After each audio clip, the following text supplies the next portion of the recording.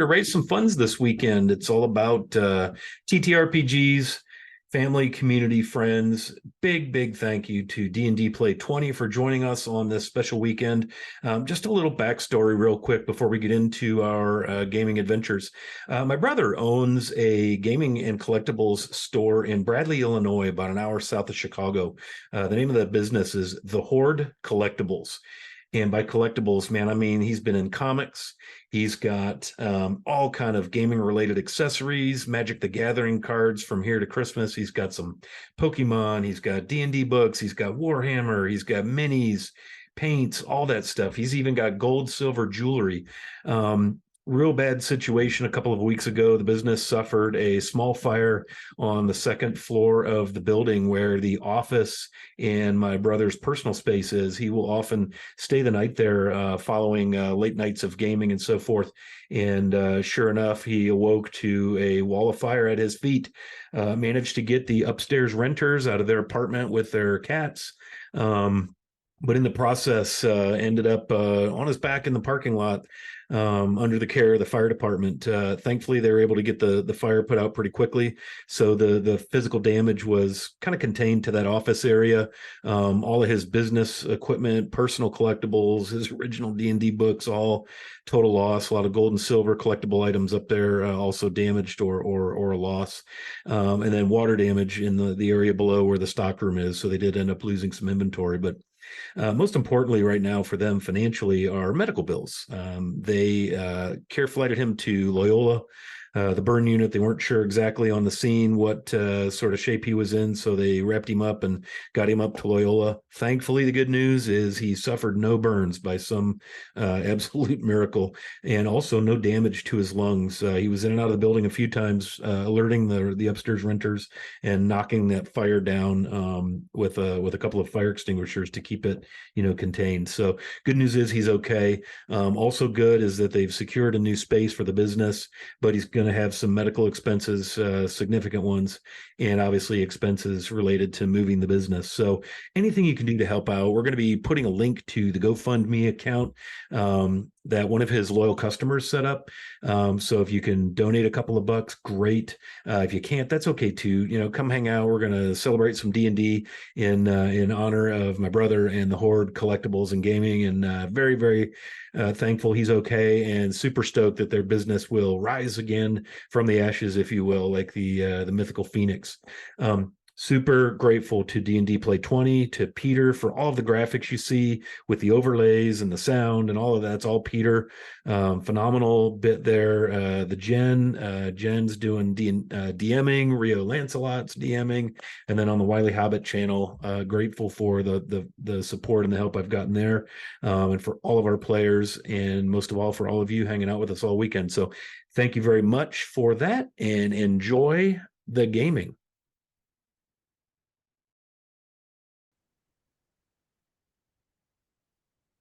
Hey, everybody. Oh, hi. Oh, hi. Hi, friends. Hi, viewers. Hi, friends of the stream, of the channel. Hi, everyone. Hi, everyone. We are here to do some Dungeons and Dragons first thing in the morning. My name is Jen. I am a part of the Roll20 community here. And we are super excited to be partnering with Wiley for this super fun event. Let's just get into it. We're going to be doing a game, a module called Wild Sheep Chase today, and it's going to be fun. It's going to be silly. Feel free to share the stream. We will be posting our GoFundMe link into the Twitch chat. Hang out, share us, boo us, just hang out with us. Be preferably be nice. Share the love. Yeah, share it. share it all. Yeah, so with that, we're just gonna kind of jump straight into it. We have a lovely band of adventurers today. And we are going to come on over here to this lovely, you guys can see it? You guys see the map? Yes. Yeah. Cool.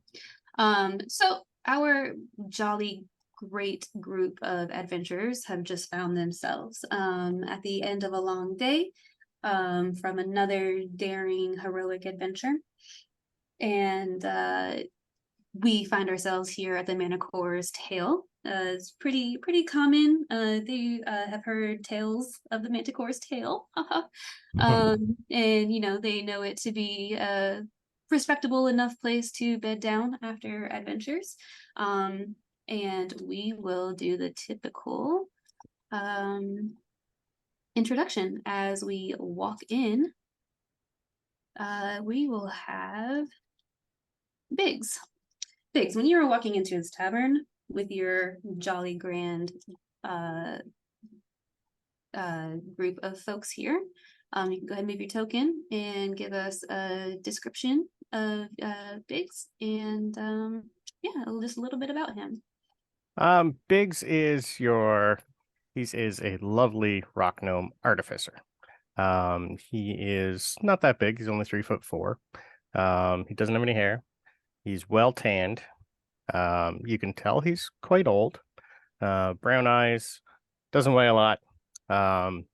He's not wearing anything really fancy, just more regular clothes, just easy, warmish clothes for the weather. And he's got a small little blacksmithing apron on. He's got a shield strapped to his back, and he's carrying a multi-purpose tool that he just won in a toy competition. So he was really happy about that. He basically just makes children's toys, and to help pay the bills, he also enjoys going out on adventure with his friends. Very nice. And you can go ahead and move him into the tavern. Perfect. And then following right behind our good friend Biggs is good. Well, we'll let R2 heal you. Give a description and let us know what he's doing. R2 Heal You is a robot, an auto gnome. He's shorter than Biggs. He's blue. He's kind of round. He wears 2 shields, and he just sort of like waddles in, beeping, booping, steaming, pleasantly into the room. When I walk in, I I do a little 360 with my head, just get a good surrounding look of the area, and I just sort of like steam down in the corner. Very nice. And following behind R2 Heal You, where would R2 heal? He wants to go in a corner. Yeah, I'll go right by the door. Boop boop. Oh, okay, cool. Awesome. Oh, good. We found that. Clover. Hey, so Clover is a Haragon. She just she's about like 4 foot tall. She's not very tall. She just has like very simple clothing. She has like a little satchel on her side. She's just she's just falling in behind these people that she just met. I don't think she's known this party for very long. She the magic item that it's a broom of flying. It's actually not a broom though. It is a like crescent moon, like a wicker crescent moon. Because originally Poppy is a moon rabbit, and she's found herself on this planet. And she's just hanging out with some adventurers, seeing what's going on. Very nice. And last but not least, we have Thordenson. Okay, so Thordenson, he's your typical half-orc barbarian, just kind of like pretty tall, around like 6'3", 6'4", kind of like big stocky guy, but he is a half-orc of very little brain. And he just is a doer. He just kind of like wanders around, like oafs around, just looking for adventures and conflict and everything like that. That's all he knows how to do. He stumbled upon this party, but shortly before that, he was just kind of oafing around the forest, and being the half-orc of very little brain that he is, he tripped over a log. He hit it on a stump, and the stump kind of shifted a little bit, and he saw just a random pair of basic looking boots. And he is a collector of things and fears mimics, so he's a little conflicted. But he put these boots on, and they ended up being the winged boots. So every once in a while, he may or may not accidentally leap into the air a little higher than he's supposed to, and he doesn't really know what to do with that yet. But he won't take the boots off. So he's gonna come kind of oafing in and go directly to the bar. Very nice. Awesome. Can everyone go ahead and give me a perception check, please? First Yep. roll of the weekend.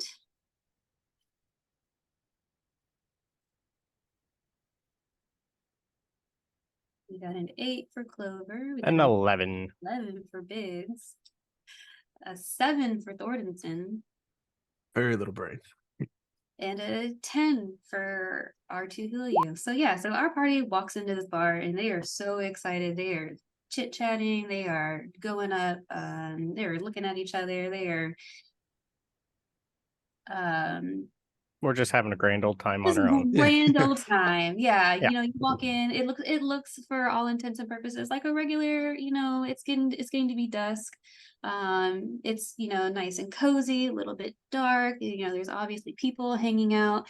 Thorntonson, you go up to the bar and you're demanding your drink. The bartender has their back to you and kind of just like puts a what looks like a particularly hairy arm, but you know, you're not one to judge people for their body hair. It's fine as long as you get a drink, you don't care.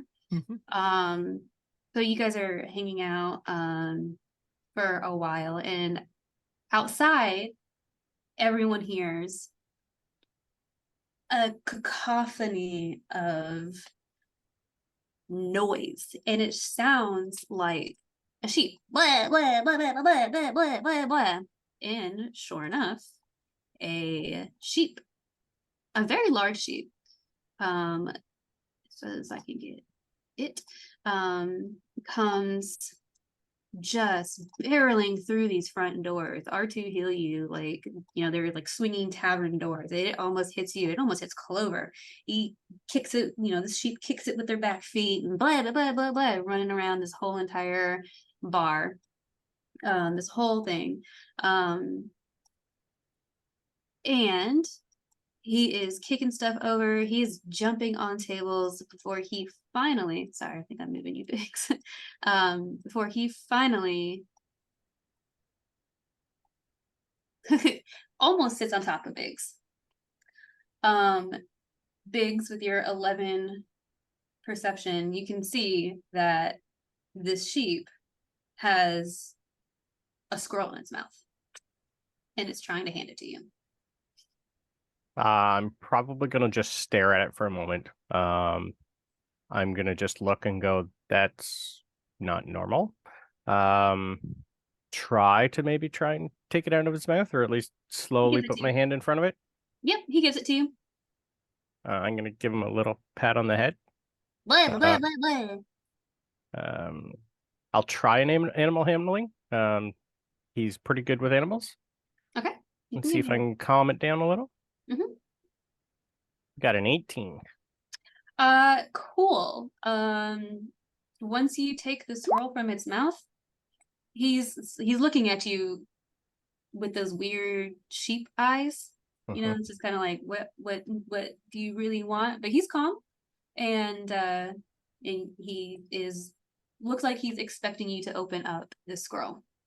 Okay. I'll definitely open up the scroll and slowly kind of look at the bartender and ask for some water for this thing. As I open up the scroll.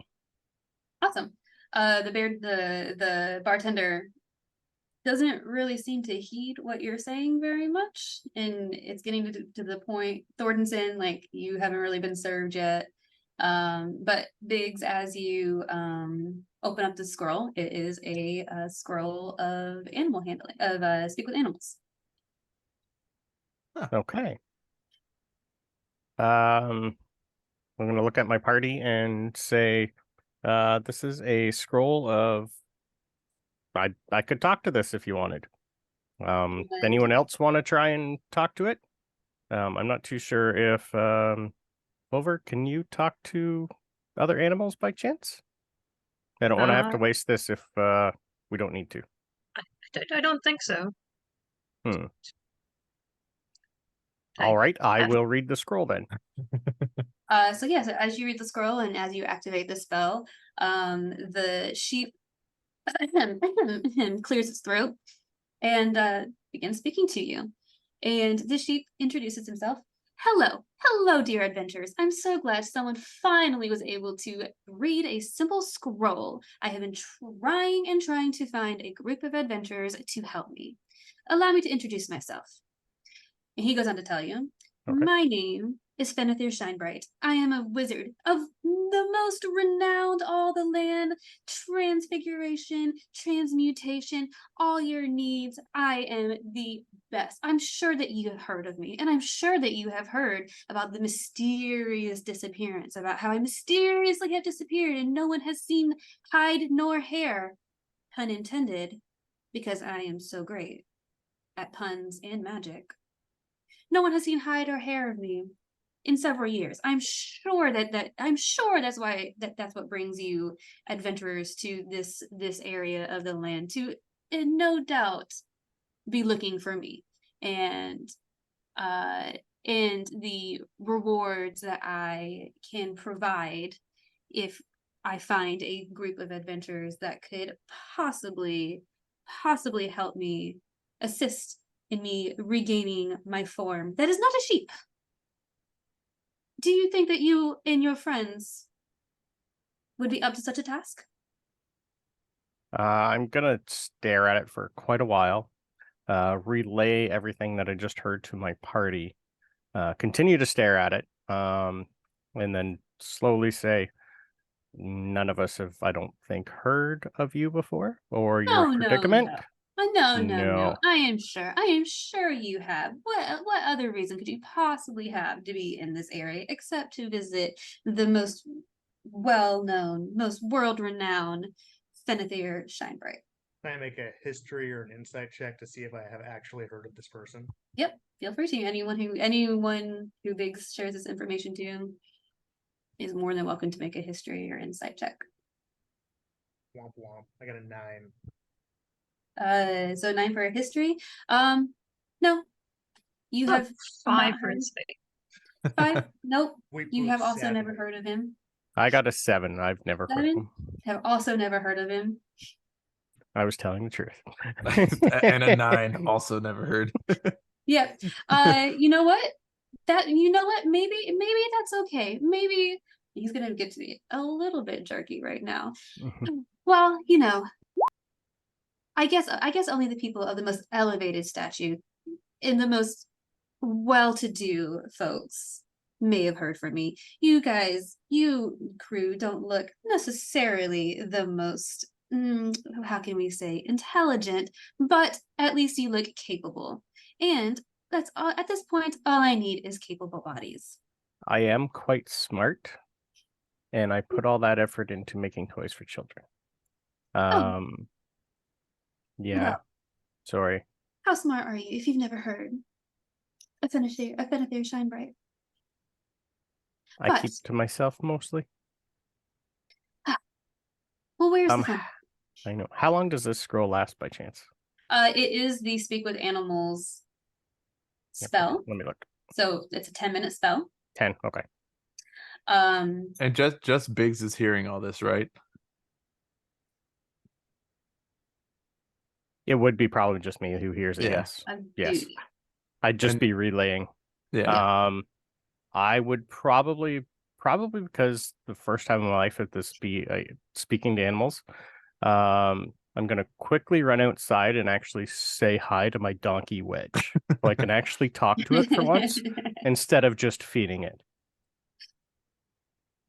I would just literally leave. tell Venethir to just 1 second. He's gonna follow you outside. Okay. No, absolutely not. I have to take advantage of this. I'm sorry. Who's a good Well, donkey? as he is, what's that? Oh, I said, who's a good donkey? It pretty much. That's my swamp. Anyway. That's all I was thinking of too. Yeah, I'd literally just take 30 seconds to say hi, thank you for everything you've done, and then go back to the mage. That is so sweet. That's I'm very gonna cute. I'm gonna go ahead and give you a DM inspiration because that's really sweet. Cool, thank you. So yes, so Pigs we and come Wedge go together. so you come back in. Fenethir says, "Are you quite done now? That is a very very Yes, I am. Sorry, you can continue. yes." And he goes on to tell you, Fenethir Shinebright, world-renowned wizard. You might be getting the impression that maybe has a elevated sense of self, but you know, whatever. A little bit of a complex. Little bit. He's in trouble, so that's okay. He's in We're good at trouble. He's in trouble. He's in trouble. And so he goes on to tell you about his plight. So he tells us that of course I have not always been a sheep. That would be so silly. Sheep cannot perform great feats of magic. I was turned into a sheep by my most ungrateful assistant Noki, this small human boy who I kept and clothed and fed and only ever asked him to do everything, to do the cooking, the cleaning, everything. And he's been so ungrateful for the last 20 years. And he acts like it's, I told him that I would teach him magic.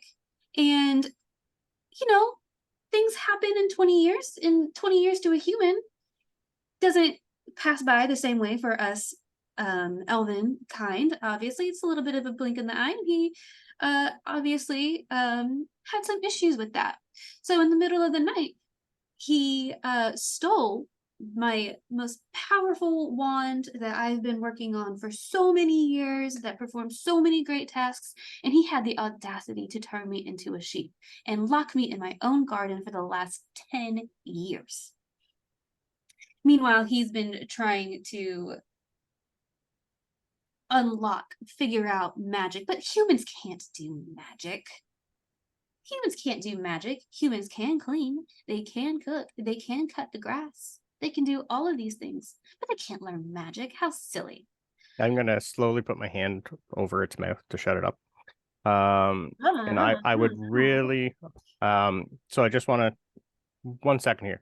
You kept a human, just kept it, like slave, couldn't let it go, that type of thing. So, or could it go on its own? No. Oh no. He came to me. He came to me asking for knowledge and for asking for knowledge. He offered his servitude. Okay. And when I hear the word kept, it just sounds like you're keeping a human slave. In exchange, he was provided room and board and food. Okay then. All right. So you treated him like crap, and then he stole something of you and turned you into the sheep because of it. The audacity. Okay. The audacity. I'm starting to understand this now. I'm going to relay this to my party. So we basically, I think we're being tasked with finding Noki and having him fix the problem and turn him back into the wonderful elf that he is. Did she say what's in it for us? Let me try that. What's in it for us? As I said, great wizard, transmutation powers, anything that you want, I can provide. Whether you want gold, whether you want riches, whether you want power, authority, anything your heart's desire. Do you by chance understand common while you're a sheep right now? Yes. Can I do an insight check on that? Yeah. Okay. Once I find it.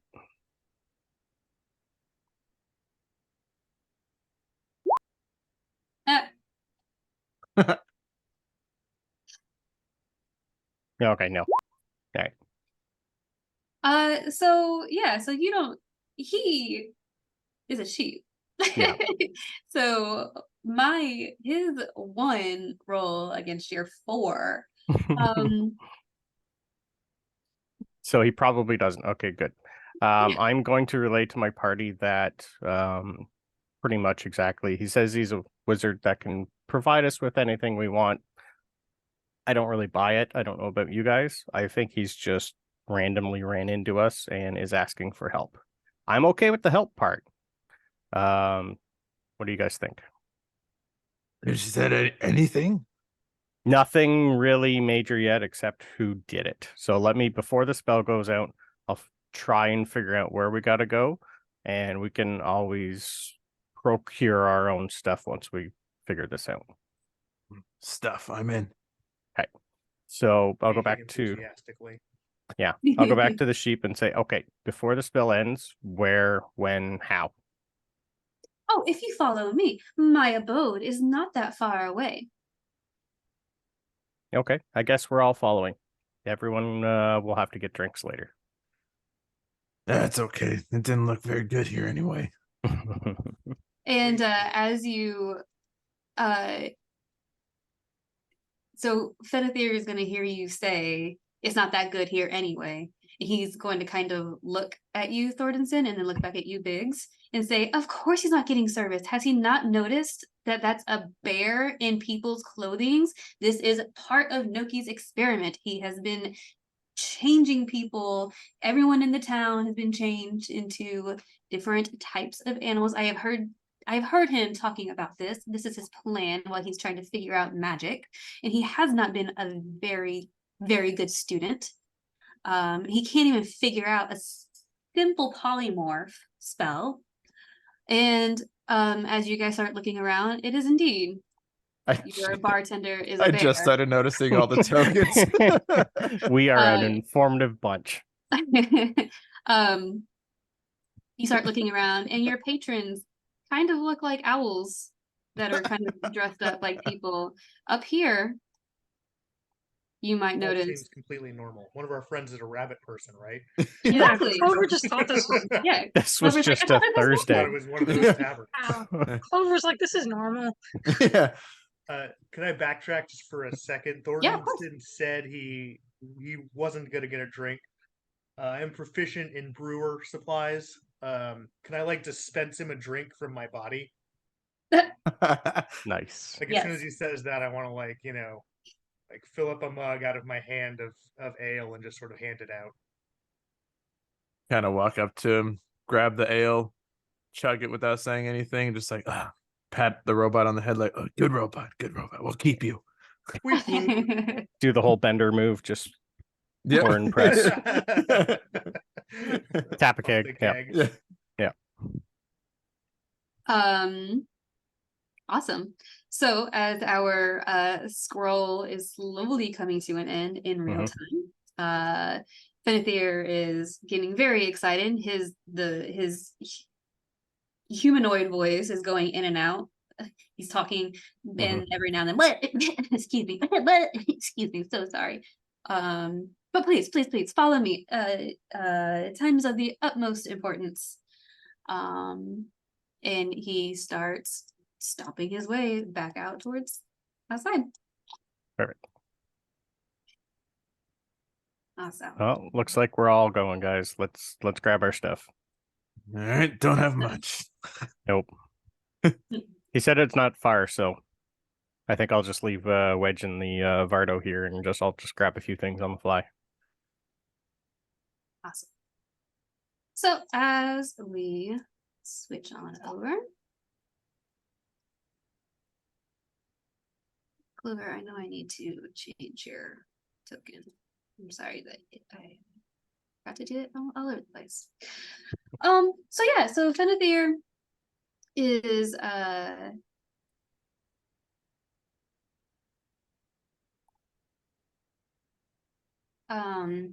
taking you along, and honestly it's not that terrible of a stroll.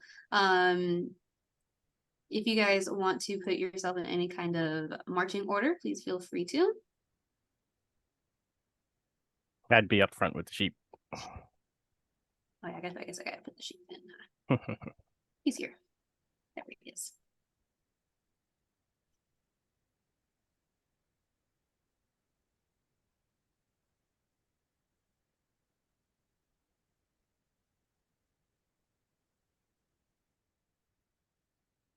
Did anybody put a R2 heal you? Did anybody put a Yeah, I was gonna say as we're leaving the tavern, I sort of like power down as the time allotted for my services has run out.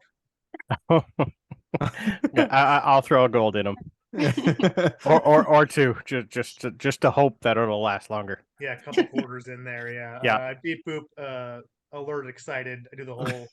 My head spins one way, my body spins the other, and then some sort of fanfare. Boop boop boop boop. And I like Oh. march after you. So we I'm got gonna to start. I'm gonna keep an start eye on you tying like a her. parking meter. I think on some level, R2 gnome recognizes no. You know what I mean? Oh, there's a discount. Wait, is there a discount or is it upcharge? Uh, as a robot, it's the same for everybody. As we're walking, I'm gonna tie a piece of string to a coin, and hopefully the next time I do it, I can get my coin Yeah. back. Yeah. Yeah, I'll try that. Awesome. So yeah, as you guys are going through what appears to be fairly lovely a fairly lovely little meadow. This path doesn't seem nefarious at all. Everyone give me a perception check, please. We've all been rolling so well. We're great at these. It's a 15. Excellent. Yeah, great job. Um, 1, 2, My passive perception is better than my like roll. what's your passive perception? Oh, we got a 19. Look at Nice. that. Super nice, super nice. So yeah, so Clover and Biggs, you guys notice just like a really annoying buzzing noise. It's like this area is pretty grassy, pretty meadowy. Yes, it's just like this really, really annoying buzzing sound around you, and you kind of like whack it away. Thordenson, Thordenson and R2 Helium, you guys are kind of like looking at the grass. Everything looks really cute. You guys all see this really, like, you start noticing like creatures in the grass. Make sure I'm on the right thing. And you guys see this really, really cute little guy. And it looks like I don't know, like it doesn't look like any creature that you've ever seen before. It kind of looks like a fat cat, but it also has wings, and it's just kind of, just kind of buzzing around, going to the flowers, not really doing much of anything. And then kind of as you continue walking down the path, you guys just start seeing these interesting looking creatures everywhere. Things that chasing down this cat, flying cat, bumblebee looking thing. We have this little guy that is starting to chase the feather bee. That's what this is called. And it looks like a fox that has hawk wings. Okay. Which, strange, interesting. That's new. Seems fairly innocent. You guys keep walking down. And this is, I know we're on the same map, but this is theater of the mindish kind of. This is like at least an hour long hike. You guys, let's see, the buzzing sound that Thordenson hears and deals with. Let me see. You guys are seeing all this cute stuff, right? Trying not to, but yes, this is. I thought the sheep was the strangest thing of the day, but nope. I just gotta say, I love it. It's different. It's making me ideas of toys. I'll go with that. Yeah. Thornton and Articuno, you guys hear this really annoying buzz sound. You guys whack away what looks like a very large mosquito. Articuno, obviously you're a robot. Ha ha ha, can't do nothing to me. Thornton, obviously, ha ha ha, you're a mosquito, can't do nothing to me. You guys keep on walking, see some more cute things. You guys see what appears to be a tree, but there's these like really cute little, they are called avocados. Friends. Friends, yeah. And speaking of friends, Clover, you actually see like a family of bunnies up in the not bunnies like you, but you know, little white fluffy bunnies. How does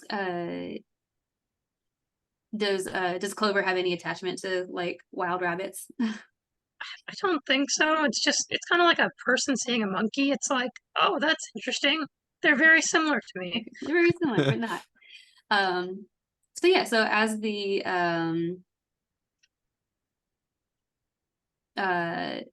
yes, you guys are walking around and you guys see this little group of bunnies, and they kind of look at you and they spend a little bit too long kind of watching you guys. And then they start to smile. Ugh. And it's not just a big toothy smile, it's a creepy smile. That's gross. Blood is pouring out of its mouth. You guys see that one, right? I'm trying to not see it, but yes. That, Wish that I one's- had a holy hand grenade right now. that one's that one's not so cute. I don't like that one. No. And as it gives you this big, creepy, toothy smile, they all disperse. Weird. You continue on for another hour or so. You can see a couple more cute things. You know, there's Can I make a check to see if the creatures we're seeing right now are Yeah, normal to this area. And I was gonna hope to do another perception check to see if they're following us. yeah. We'll do R2's roll first, and then we can do your perception check. Okay. And again, this has been another hour, so feel free to do another perception check, everybody. Passive is 18 perception, but for like a nature roll, I got an 11. Nice. Okay. And your nature roll, you were trying to figure out if what about these guys? creatures are just, you know, creatures like this are normal to being around here. You know, they are not anything that you have ever seen happen naturally. We did hear Fenethir say that Noki has been experimenting on trying to transform things into other things. And so maybe it was going really well at first. And maybe we have some loose experiments. Thordenson, you I see the sky. you still have a ton of these mosquitoes buzzing around you. And they just will not leave you alone. Oops, no, that's not what I want to do. I was like, oh god. If R2 No, thinks wrong that buttons. Ignore all this. these are like not natural creatures, I'll start beeping like a microwave or a timer on an oven, and then I'll cast detect magic. Okay.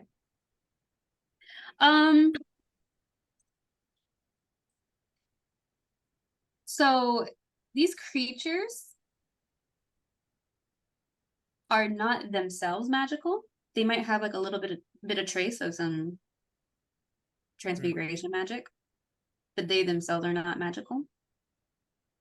Cool. Except as you are standing close to Thordenson,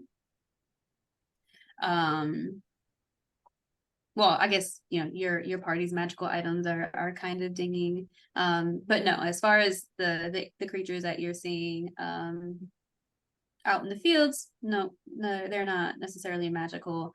But you are getting little pings of magic coming from maybe the mosquitoes around Thordenson's head. Okay, so as I scan and I see like semi-magical things, I'll like beep more frequently or less frequently, like hot cold, and then I'll hone in on Thordenson and I'll start like beep beep beep beep beep beep beep, and I'll start like walking toward him, sort of alerting everybody to the presence of something weird. Super cool. So Thordenson, Mm-hmm. as you have your little robot beeping at you, you notice that just like you start becoming itchy all over your body. Good. It's just like South Texas. No joke. Truer words have never been Too spoken. soon. Yeah. No one So many hurts. mosquito bites already. Let me get some. Most of ours are on fire up here. Good. Oh, yeah. Enjoy it. I don't think Canada appreciates it. What do I know?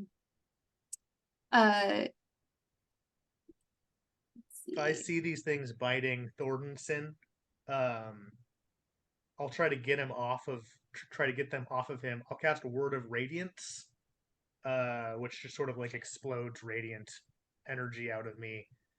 Each creature of my choice that I can see has to succeed on a Constitution saving throw. It seems like the perfect bug killer. Yeah, for I don't know sure. how much And Constitution a mosquito has, but I'm looking at all of them. so they do not have, they are not known for a super high constitution. Let's see. If I notice also, I'm gonna pull a nice shiny rock out of my pouch. And I'm gonna use some magical tinkering and make it smell like the worst rotten meat and throw it past him. Hopefully it'll attract some of them to the rock. And Well, I am trying to punch these mosquitoes. so you guys feel free to punch them and whatnot. 3 of them did manage to land on Thordenson. And Thordenson does end up with 3 of these bug bites. As everyone is swatting and trying to get rid of these mosquitoes, R2 heal you, lets out radiant damage against these guys, and they explode. But they explode loud, like firecracker loud, and they cover you in confetti. They cover you in glitter. But as you look at it, it's like your blood, Thordenson. So now your whole entire party is covered in like bloody glitter. I'm just gonna kind of look at everyone and go like, Not what I thought was gonna happen. Nope. and it's so loud. It's so loud that it's deafening to you guys, and it rings everywhere. And from up on this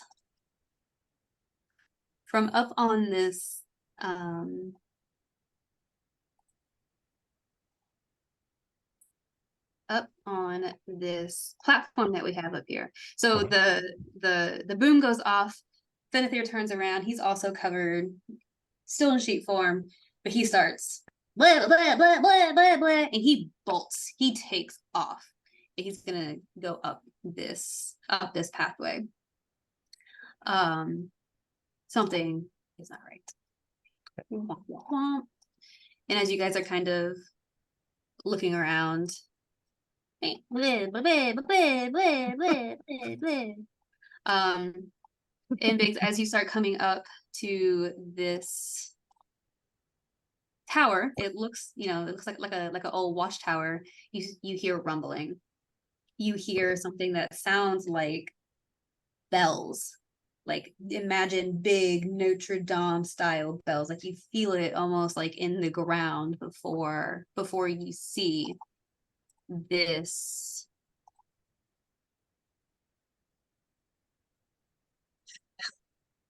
thing. Huh. It kind of Is that a bell with stretches. legs? This is a Like bell with claws? legs. This is called a bellboy. Bell It's got boy. like Of course it is. pincers. It's It's what? freaky. Clover? Said it's got like claws. Freaky. Yeah. So it's stretching and it's obviously waking up and roll for initiative. Nice. Okay. And hopefully 12. That's a 9. That's a 19. let me Finally. Good lord. I rolled above a 7. let me get his stat sheet up. No.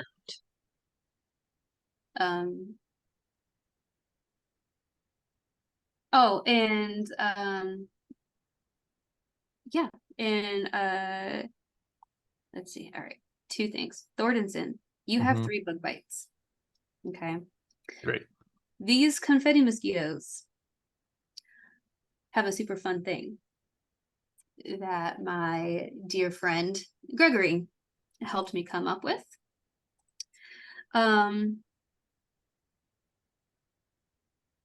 Each bite that you receive from these mosquitoes allows your DM to make you re-roll 1 die,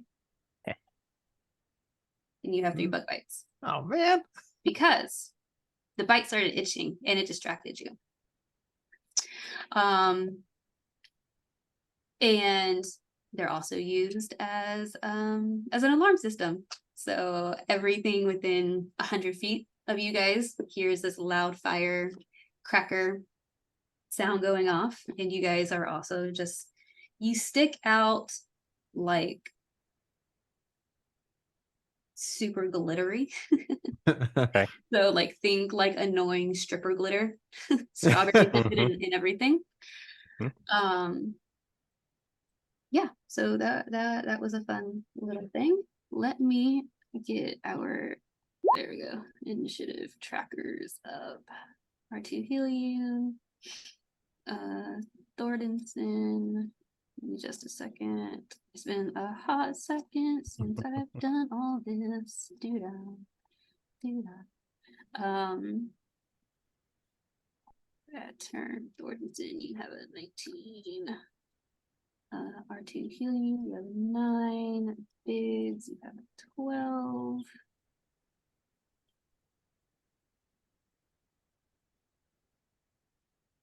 Clover, we got a 9.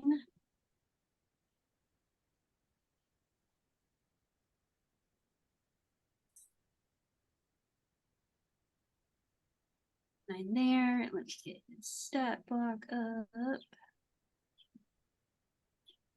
Yes, and if anybody wants a closer look at this guy, and the token's pretty come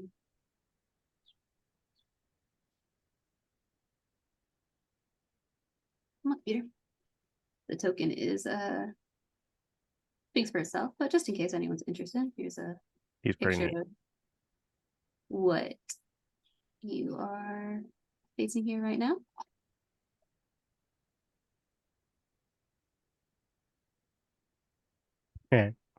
Nice. I like it. Also used as a type of alarm. Yeah, and his smoke the gun. Yeah, so let me, so sorry, hang on.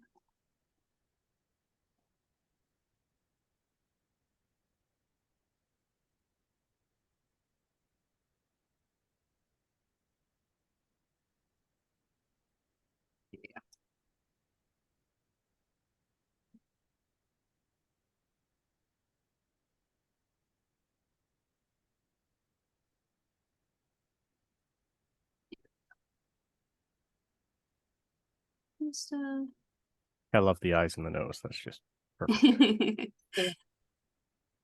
Yeah. The whole face is just great. Mhm.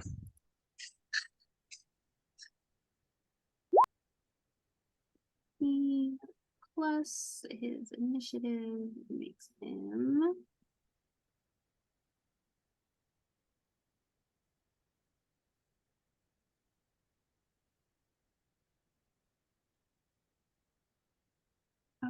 you stupid thing.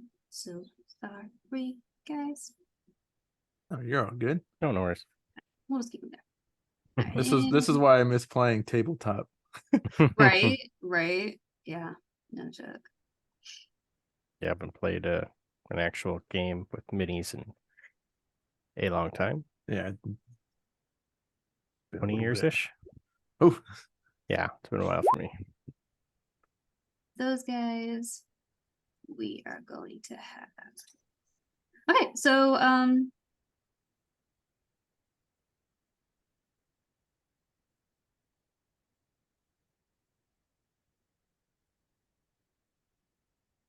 yeah, so we're gonna have let's see, I'm gonna have another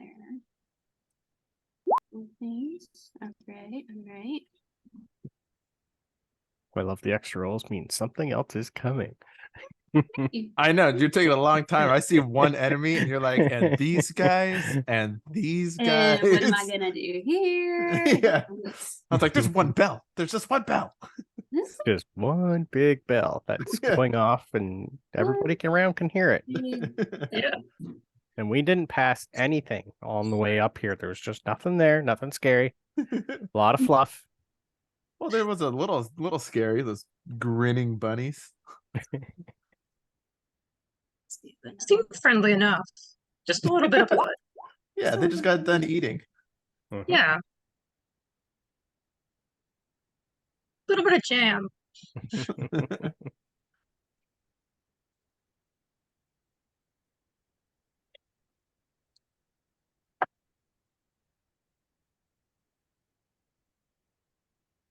It's also been so long since I did anything on Roll20. um This initiative list is getting longer and longer and longer. that is true. Okay. So yeah, as we get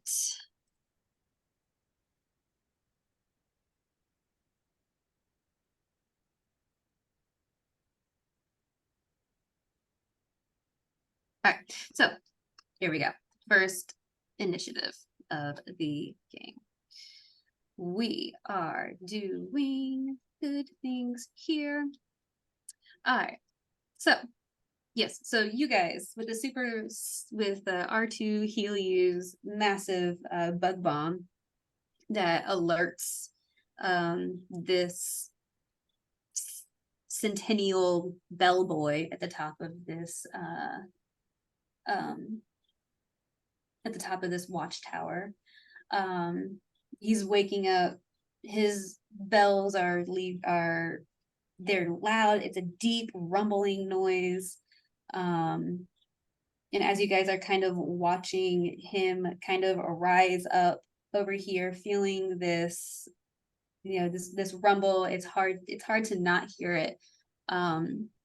We see some creatures coming up out of the trees.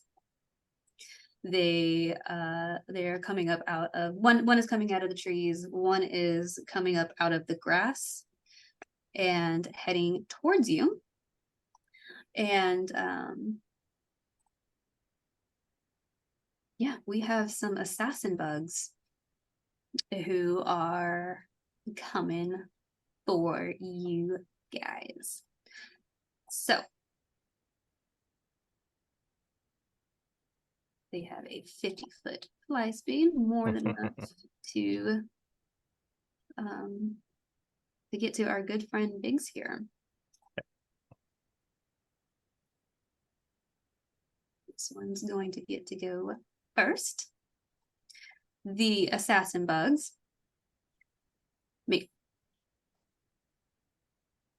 2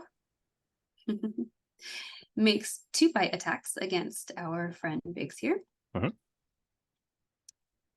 First one is a 9 plus 4, so a 13 to hit. Nope. Misses. He is Kind of sidestep. Keep an eye on it.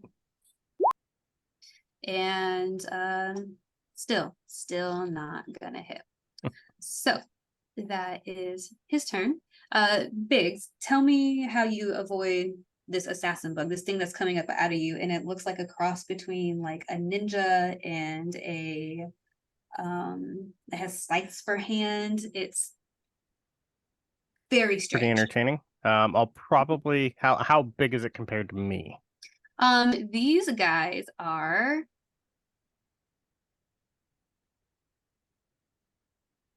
how big are these guys? And you're a gnome, so how big Yeah, are you? as a gnome? 3'4". 3'4". You're maybe a head taller than them. Okay. I'll probably just I'd have my shield out and it covers probably half of me. I'll probably just try and line up and just keep the shield right in front of me and try and just peek over the corner of it so I can still see what's going on.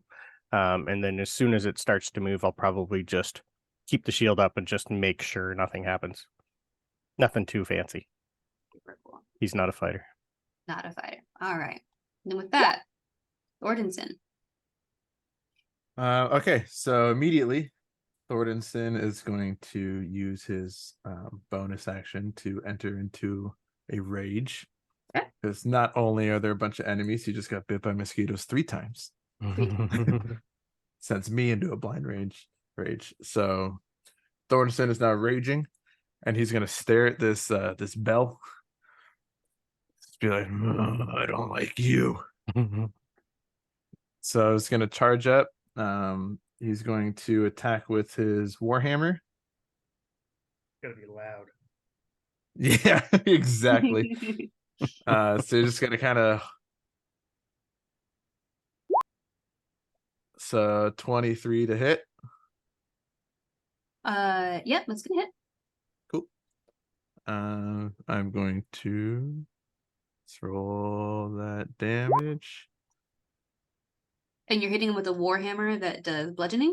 Bludgeoning, yes. Okay. So he is going to do just 5. I'm using it as a 2-hand. Okay. Is your warhammer magical for any reason? Nope, just a warhammer. I don't think magical or my boots. Okay. Cool. And then, but I am going to use, because I have what is it? Extra attack, I believe it's called. Back at the level 5. So I'm gonna do it again. Do it one more again. 22 to hit. That's gonna hit. And do it again.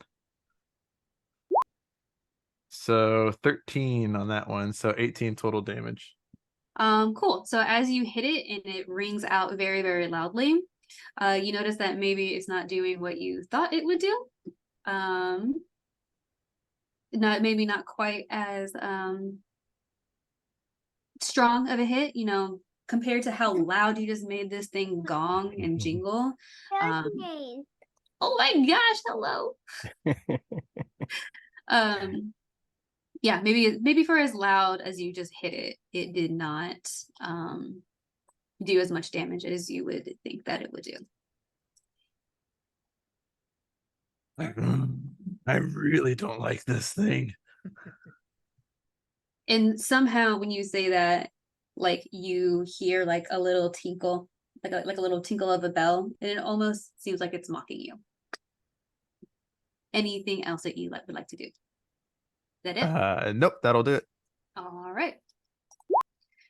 So as this little tingle goes off, this little mimicking, joking, making fun of you, it's gonna take its 2 attacks on you. Let's see. So, yes, 2 attacks.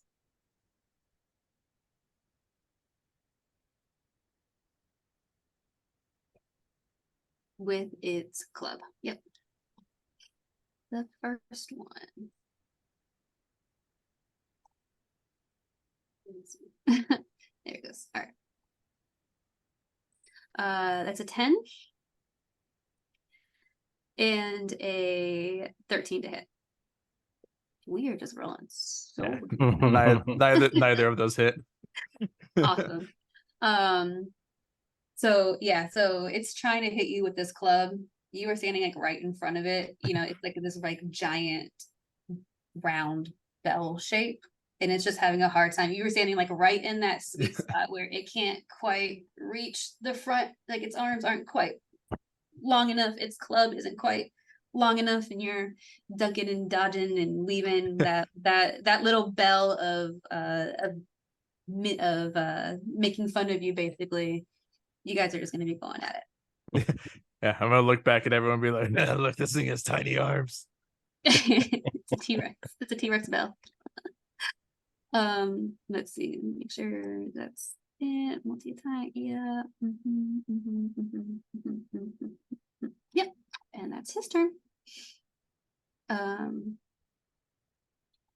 So with that, we go on to Biggs.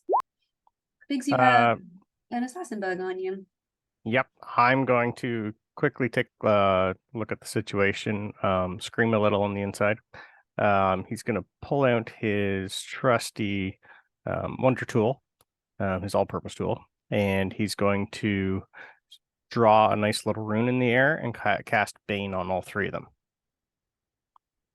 So they get a negative 1d4 to their attack rolls and saving rolls. Okay, no kind of Don't save. think. Charisma 17. Okay. They're bugs. Yeah. Let's see. All right. But you know, on the off chance. Yep. The off chance we want to start rolling well today. Oh. Yeah, no, that's not gonna be it. But let's make sure. Okay. All right. So these guys are gonna have a -4. Yeah, to their attack and saves.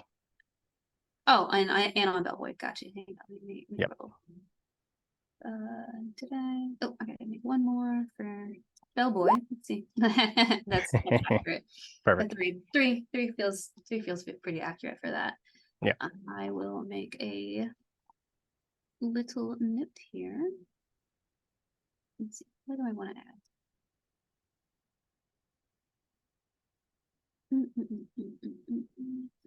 What would be a good thing for Bane?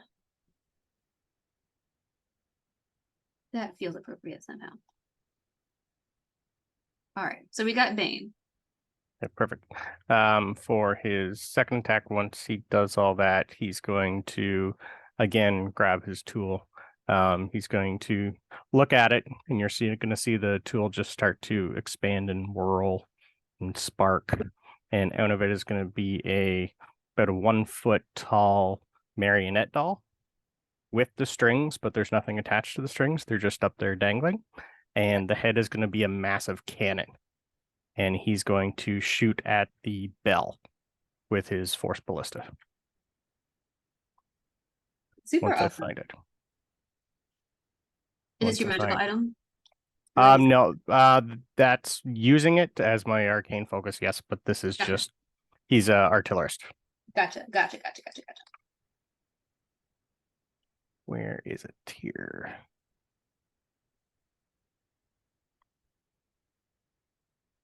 Nope, I did damage instead of attack, sorry.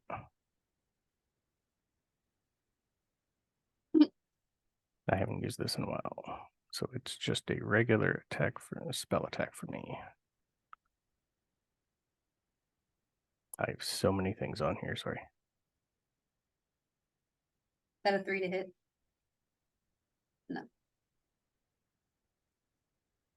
I have a 1 sec. Oh, sorry. It is just a Dex 16 save for it first. Okay, gotcha. Oh, sorry, that's the flamethrower. I'm doing the wrong one. It's not showing me on here where to attack. Just a ranged spell attack. So let's just do this. So yeah, 27 will hit, and it did 3 damage. What kind of damage? It is magical bludgeoning, and it'll push it back 5 feet. Right? Pushing back 5 feet. Yep. You got it. Perfect. Oh, wait, hold on. And that's it for me. All right. R2 heal you.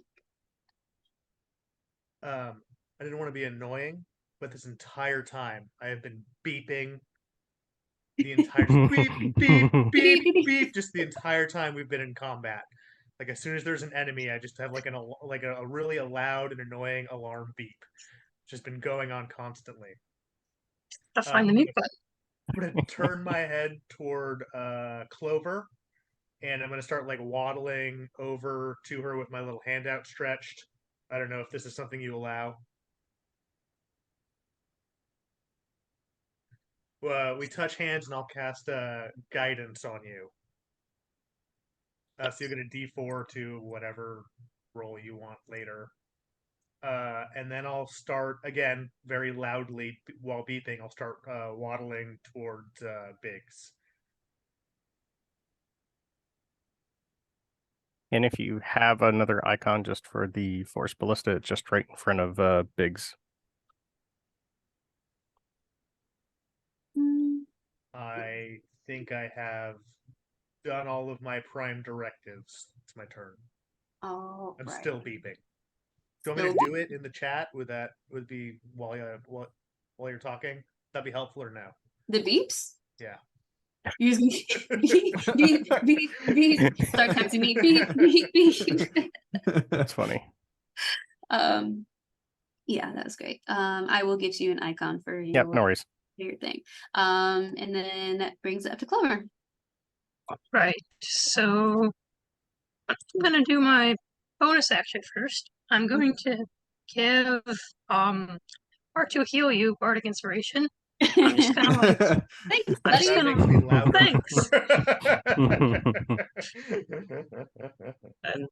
and then I'm going to move up here, and I am going to cast for my action, just because it's fun.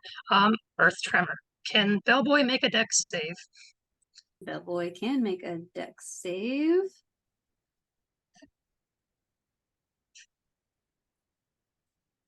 Bellboy, do your thing. He has a +2 to his dex save. So that's a So unnatural. that the save was 13, so it does save. On a fail, so I think it just, I don't know what it does. I guess on a success, it just doesn't do anything. I think the earth is still going to be difficult terrain underneath it, though. So, yeah. Which spell is Thank- this? It's Earth Tremor. Okay. So you went to, up to the top of this not super tall watchtower, but made of stone, and you're casting Earth Tremor on the stone tower. Yeah, just like underneath it. Cool. So as it starts tremoring, things start falling down. It's made of stone and wood, so stones start falling down. You may have just created a pitfall. We'll see. Oh, what yay. happens. Yeah. So Clover Um, just kind of runs up and like stomps her big foot, just like her big rabbit Yeah. foot, just like a big stomp. Yeah. Love it. Love it. Nice. Love it. Is that Clover's full turn? Yeah, that's my whole turn. All right. So we're gonna go back over here to this other assassin bug.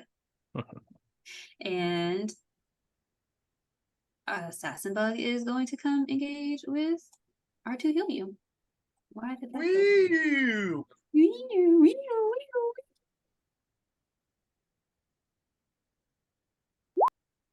That is a 7+. So his first bite attack is an 11. That'll clank off my mostly aluminum armor or body. And then that is a dirty 20. for the second bite. That will pierce my delicate aluminum body. um,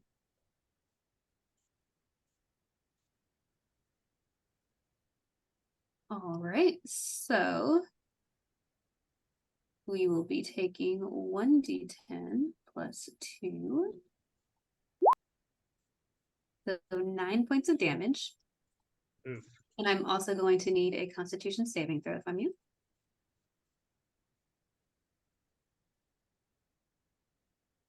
$11.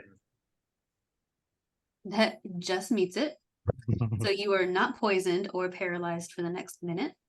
I actually have a thing as being in a robot where I have Figured. advantage against being paralyzed or poisoned if it comes up again later. Perfect.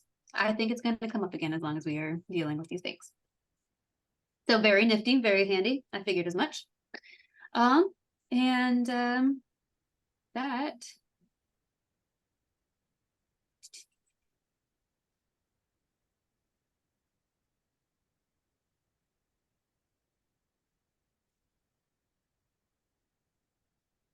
attacks. All right. That is going to be its turn. You're back at the top of the round with this assassin bug. He was again going to attempt to make his first bite against Biggs here in the front. With a -4. So I think that just makes it actually just straight 14. Yep, a straight 14 to hit you, Biggs. Nope. Nope. All right, second bite. Straight 16 to hit. Nope, not yet. So this thing is just flying in, and it is just trying to Pecking up my shield. Bite. Yep. And you guys are just trading back and forth, blowing blows off of each other. Thorntonson. All right, so seeing that the Warhammer did nothing, I'm going to just kind of like put it back on my back and grab my 2 little hand axes. And I'm going to attempt to swing kind of like one of the smaller bells and not go for the giant bell. Okay. So here's the first axe. It's good. Wow. 25 to hit. That doesn't. 5 points of slashing. And Just then barely. for my bonus action, attack with the other one. 19 to hit. It hits. And that one will be 7 points. And then as my extra attack, just kind of hit with that first one. 20 to hit. Watch, all this is going to do absolutely nothing. And yep. 7. So 14, 19 damage if it does anything. So it is a little bit. You know, you got one of the bells chipped a little bit, but still gagong, gagong, gagong, gagong, gagong. And as you're hitting it in combination with it having been pushed back 5 feet into the wall in combination of Clover's earth tremor that seems to have destabilized. Is that a word? Destabilized. That's There we go. That's the one. We got there. Destabilized this watchtower. Yeah, you did the thing. This is maybe looking like not the most situationally sound place to be. So is that to the end of your turn? Yeah, that'll be the end of it. All right. Friendly reminder, I'm still beeping. Just Yeah. as loud as I can. Is this your detect magic going off? I don't know, is it? Is there magic in the air? Well, yeah, this guy, this magic bell with legs. It's a combination of that and just a general combat alarm beep. Gotcha. Which me as a robot, I am convinced it's helping everybody around me. Nice. Like otherwise, no one would know that they're under attack. You know. No, not a clue in the world. The red alert is handy though. It's helpful. Yeah.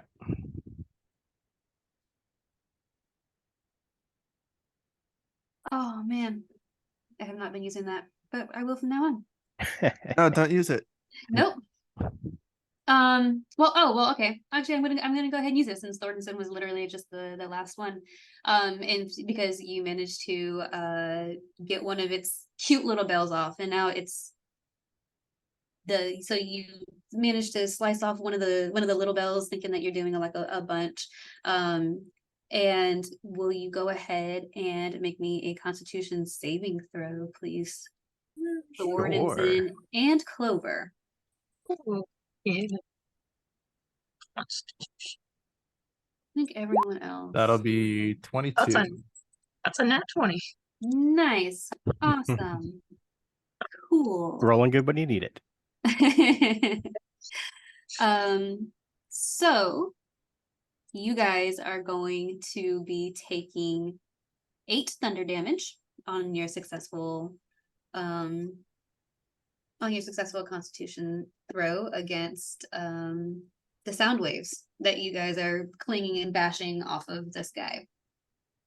But at least you're not deafened this time around. So this is not psychic damage, right? Nope, it's thunder damage. So It- I'll take 4 since my totem is bear and I'm raging still. Nice. Perfect. And I don't know if I was specific about this, but if you guys know how to change your damage on Roll20 in your little green circle, you can minus whatever damage you've received. And it should keep a running score of your hit points. I forgot to mention that before the stream. No problem. So cool. Perfect. So that is that. Now it's gonna go ahead. That's just one of his, because he's a giant bell. So and then he's gonna make his 2 club attacks. And he's going to be making them against Thornton. That's fair. That's fair. That's fair. That is so that is a 16 plus It'll hit. 4. So it's actually just gonna be a straight 16. Okay, yeah, that'll still hit. Okay. And it is going to do 1d12. So it's going to be doing 8 points of want to say bludgeoning, yeah. Right. Bludgeoning damage. All right, so another 4 then. Perfect. And you know what, since so your earth tremor, Clover, you said it makes the ground uneven terrain. Yes. All right, cool. I will, just for funsies, I will roll and I'll roll him a dexterity check. So 17 minus 4, so a 13 against your spell save. So it means, yeah, so he manages to stay up. And that's going to be his turn. Biggs. Okay. Not really enjoying the what's happening here. I'm gonna have my marionette crawl up behind Thornton and on top of his head and onto his shoulders and have it sit there. So it's got line of sight. And then it's gonna shoot another cannonball at this bell. Okay. I'll look up at this little marionette and be like, hello, Yeah. tiny friend. Only a 14 to hit though. A 14 is not going to hit. Okay. Then I'm gonna not enjoy that. I'm gonna grab my tool. I'm gonna run it around the ground and make a little spark, and a tiny little matchstick head is gonna come out, and I'm gonna throw a firebolt at it. I am so sorry. What are you targeting? The bell or The bell again, yes, sorry. Okay. Okay. I only yeah, got an 11 though, so that all missed. Right. Yep. Awesome. Okay. And that is me. All right. Missed and missed. But you now have a little marionette on your shoulder. Woohoo. I like you, tiny friend. R2 heal. R2 heal you. Biggs, you haven't taken any damage, right? You're not like visibly hurt in front of me. Nope, I'm good. Okay, cool. Then I will start to charge up another word of radiance for these bugs around me again. Okay. So my head will start spinning, I'll glow a little bit, and then when it gets to the top, it'll like drop down and then explode out. They'll have to make a Constitution saving throw or take 2d6. All right. Constitution saving throw that they have a -4 on. And it targets both of them. Anything within 5 feet, so yes. Awesome. So the Or first anything I one, could choose, so I Constitution unchoose Biggs. plus. So then you have a 1, so that is maybe +1. So a 13 -4 is gonna fail.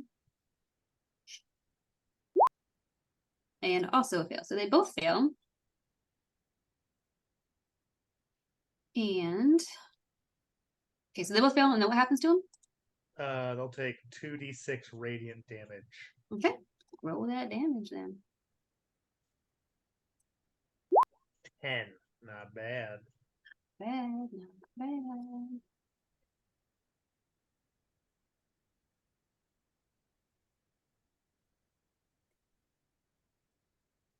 I again continue to beep. I'm trying to be as annoying and aggro as possible. To try and make things attack me and not my friends. Clever robot. Slash, All right, I guess. and that's it. You know what? I think I will also cast Sanctuary as a bonus action. So that just sort of gives me like a little shield that they'll have to get past if they choose to attack me again. For sure. What does that bump your AC up to? It's they have to pass a Wisdom check to hit me or To hit hit you, something right. else in Right. the area. Gotcha. Perfect. All right, cool. Clover. All right. So I guess it's attack time. So I'm gonna draw my moon touched rapier. It's like this glowing rapier. And I'm going to cast Booming Blade with it. So let's see if this hits. Oh, that's another nat 20. Nice. My house rules with natural 20s, since we get this, especially for in combat. I do max damage. So whatever your max damage with your weapon is, plus what you roll. Okay, does that include sneak attack? Because yeah, Thorn. Yeah, it would. Yeah, Mhm. so it's just all the damage is max. Okay. All the damage is max plus what you roll. Okay, so that's gonna be, let's see. So that's 2d6 for sneak attacks. That'd be So 12. Yep. Plus the 1d8 from the rapier is another 8, so that's 20 damage. 20 to start Plus- plus your roll. Oh, yeah, plus I roll. And then I also doing Booming Blade, which is a cantrip. It does an extra d8. So then does that also? Yep. I guess. So Okay, so 28. that's 28 to start, and then I roll. Yes, ma'am. Okay, That's a lot of numbers. that's a lot of numbers. But if you're gonna crit in D&D, Yeah. you might as well. 'Cause how terrible is it when you crit and then just double your roll and you get like a Oh, I 1? I hate It's so it. annoying. It's so disheartening. Yeah, I know. Would she get sneak attack though? Because think she's we already did in it combat. too. I'm confused. I don't know how this is rolling. Oh yeah. Okay, so the when Booming Blade did you 3. Get sneak attack. That is going to be the Oh. question I because don't think it's- she would, because I she's don't already see in reason- combat. Because isn't Thornton Did you- sin within 5 feet of it? As long as you roll with advantage, you get sneak attack. is Right, how it Because works, it's so. it's also if an enemy of the bell is within 5 feet. Isn't Thornton sin within 5 feet of it? Yes, there we go. Oh yeah, I Okay. guess so, All right. because the bell's 'Cause you'd have engaged attack. with me. Right. Right. yeah, Yes. Perfect. Okay. We're good. I Yeah. thought so. Yeah. Yes. Awesome. Great job, guys. Good teamwork. So the sneak attack was on 8. Booming blade. This is a lot of numbers. So 28 plus just your 1d8 roll. Oh, just plus the 1d8. Yeah. Or- Oh, okay. So you rolled a 3, so 31 total. Okay, 31. Just yeah. Perfect. Okay. All of it magical. Nice. Yeah, 'cause it's a magical weapon, I think. Thanks. It's a plus. It doesn't add anything with the weapon, but I think it's still a magic weapon. Moon is Yeah. what? Just silvered? It's Well, let me Moon Blade touch is a plus rapier. 1. Oh, then yes. Yep. I don't think Moon Touch Rapier adds anything. It just glows.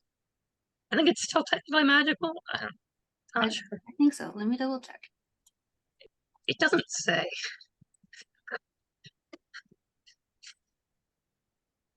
Might be magic.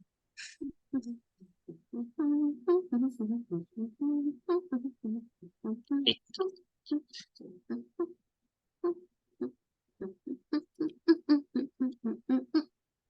Yeah, Rapier. Moon Touch. Yeah, because in darkness, the unsheathed blade, the unsheathed blade of the sword sheds moonlight. So yeah. Okay, so it counts as magical. Okay. Yeah, Cool. So that's 31.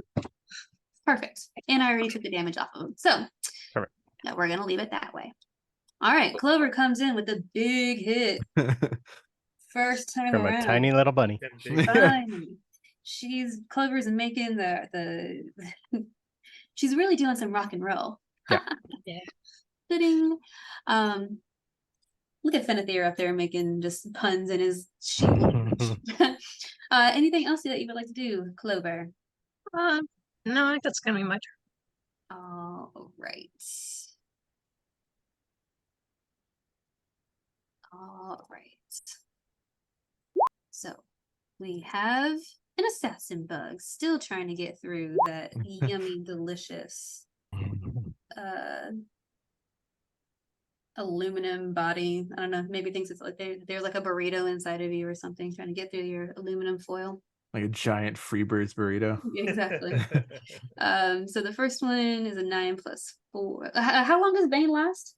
1 round? It's concentration. I think I'm 10 minutes until I get hit. Let me check. Yeah. Before it can Yeah. attack Oh, you. sorry. It's 1 minute. So yeah, I'm good Okay, for yeah. another 8 rounds until I get hit. Then I gotta do a concentration check. Before it can attack me, it has to pass a DC 14 Wisdom save. All right, let's do that Because real of my quick. sanctuary. So that is 19 minus 4 because Just a of 1d4. Yep.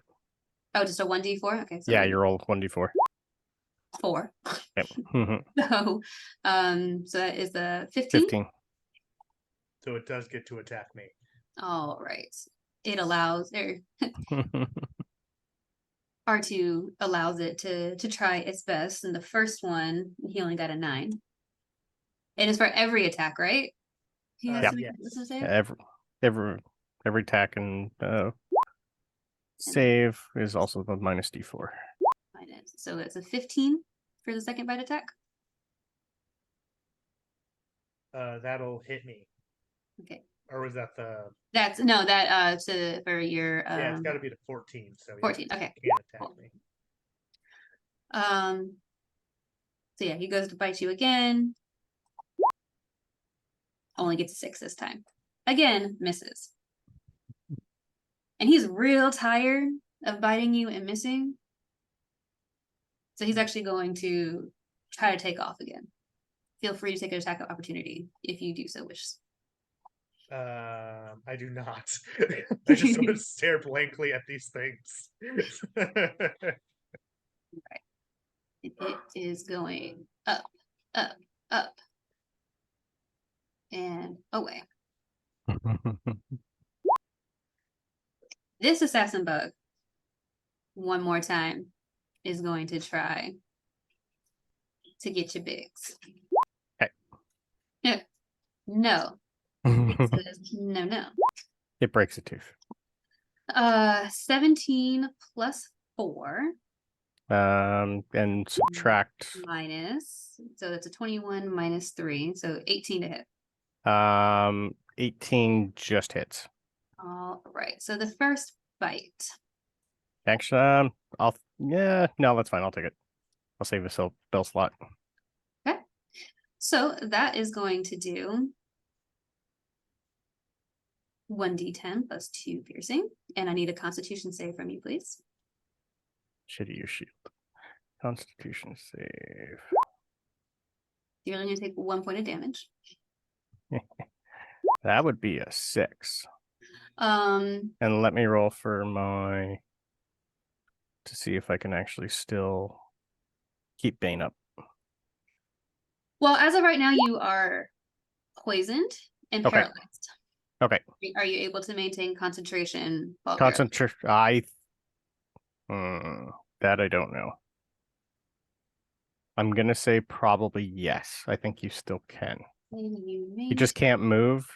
Your mind is still there. I think you just can't move. It's fair. I can see that. Yes, sorry. You lose concentration on a spell if you are incapacitated. Yeah, Or, paralyzed and incapacitated. yes. So Okay. you are incapacitated. Okay. Bane drops. Yep. You are paralyzed for the next 1 minute. Oh. And as Do I get a save every time? you I think at do. the end of my roll. Yes. Okay. You'll be able to make your saving throw at the end of each of its turn. Okay. So it used its first bite to bite you, and it gets you, you're down on the ground, and it's going to use its second attack to try and do a thing.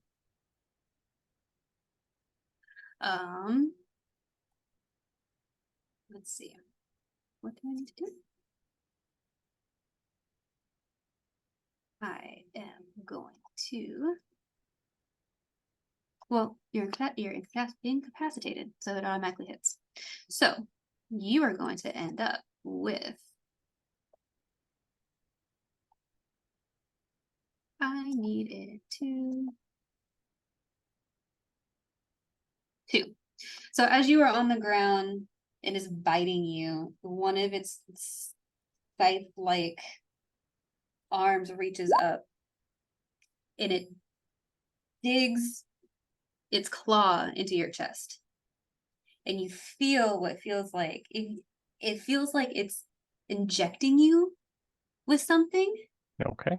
And when it moves its claw back, you have 2 bumps underneath your skin on its chest, on your chest. And it is going to also take off the other way. Again, R2 heal you if you want to try to take a attack of opportunity. Feel free to. I do not. My expressionless face stares at this. Although I didn't mention it before, I do have one of those expressive shields, and that's doing like emojis this entire time. What's Feels this like emoji This look like right emoji right now. now? Like, eek, ook, ack. Yeah. Awesome. All right, Thordenson.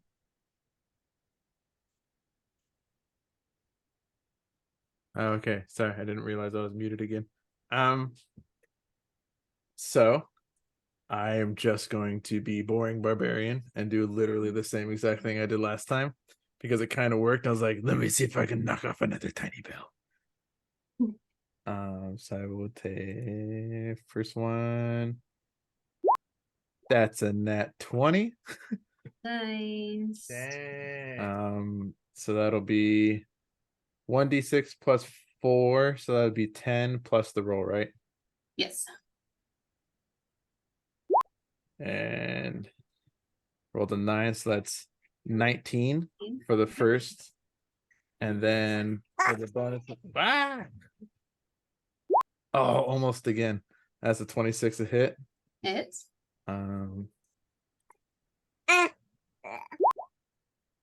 That's another 8.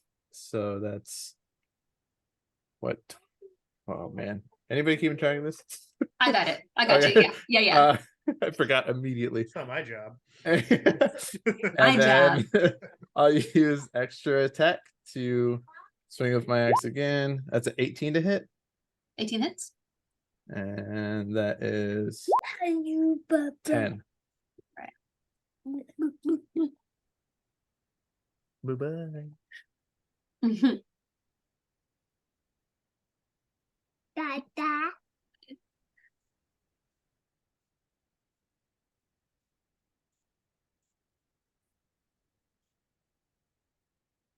Okay. All right.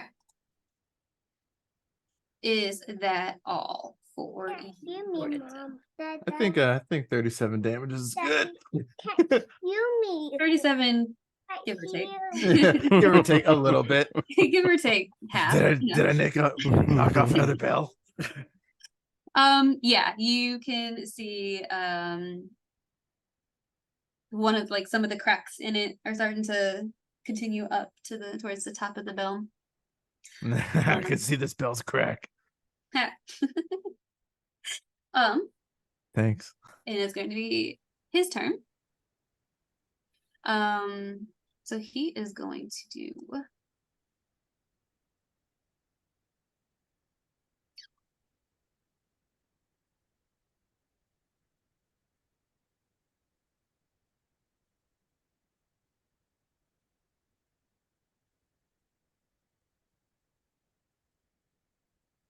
The sheep is absolutely useless, by the way. yes, the sheep is not a good guy. Almost forgot that he was here. Oh, is he still on that? No, he's not doing anything. He took off. He left you guys so far in the dust.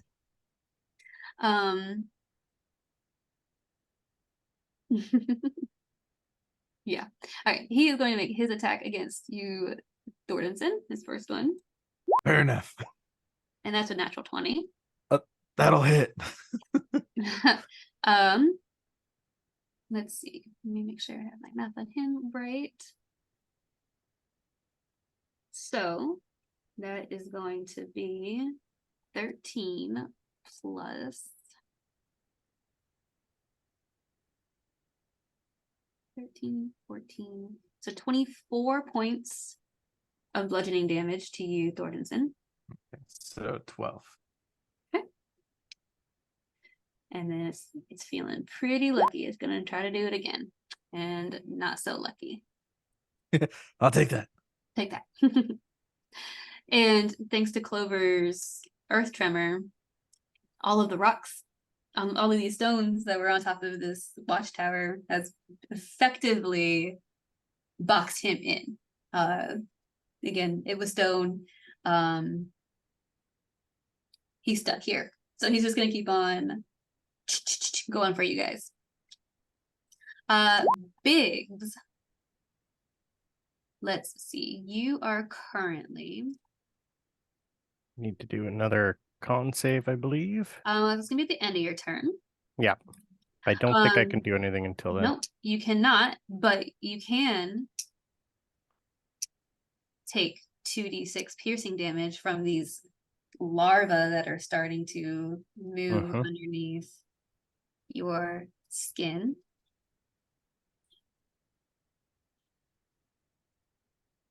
Gross. I should have used shield. I had it. I just didn't bother. I So it's gonna Gotta be let the 5. robot take the hits, man. So it's gonna be 5 points of piercing damage. And you can make your con save against the poison.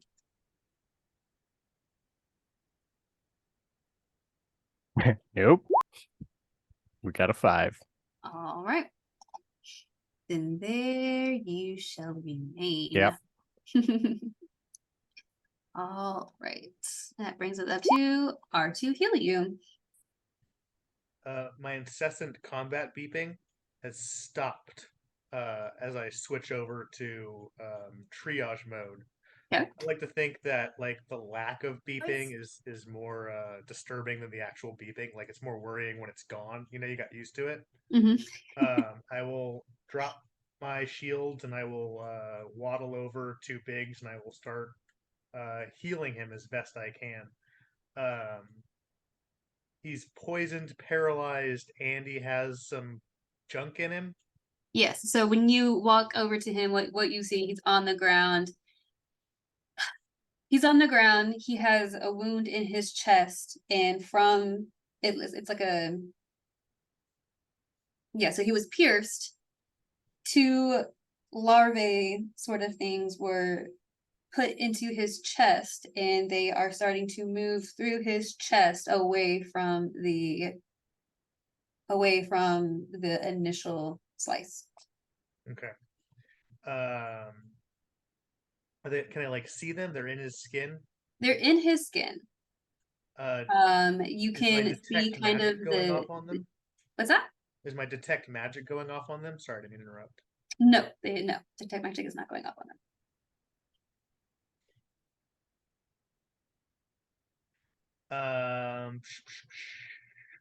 I guess I'm gonna make a medicine check to try and like pull these larvae out of his wounds and like step on them with my metal feet. Okay. If that's possible. Yeah, I'm I'll allow it. gonna use the bardic inspiration that I got Nice. before from Clover. And I'm gonna play like a nice little tune.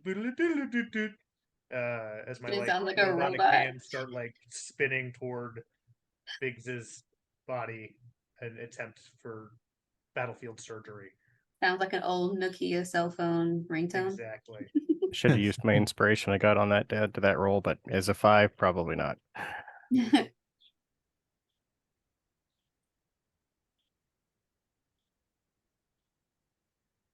Got a 21. I'm gonna use the bardic inspiration anyway. How does that work? Is it extra d6? It should be a D6 at level 5. Yep.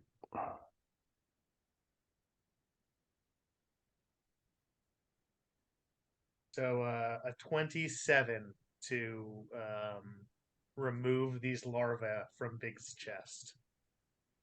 Awesome. So you know that as you are trying to get these things out, you know that you've seen something similar in your adventures, and you know that they have teeth on the front of them, and if you try to tear them out, you will do more damage. But in your history, you have had very good luck with fire burning these things and killing them.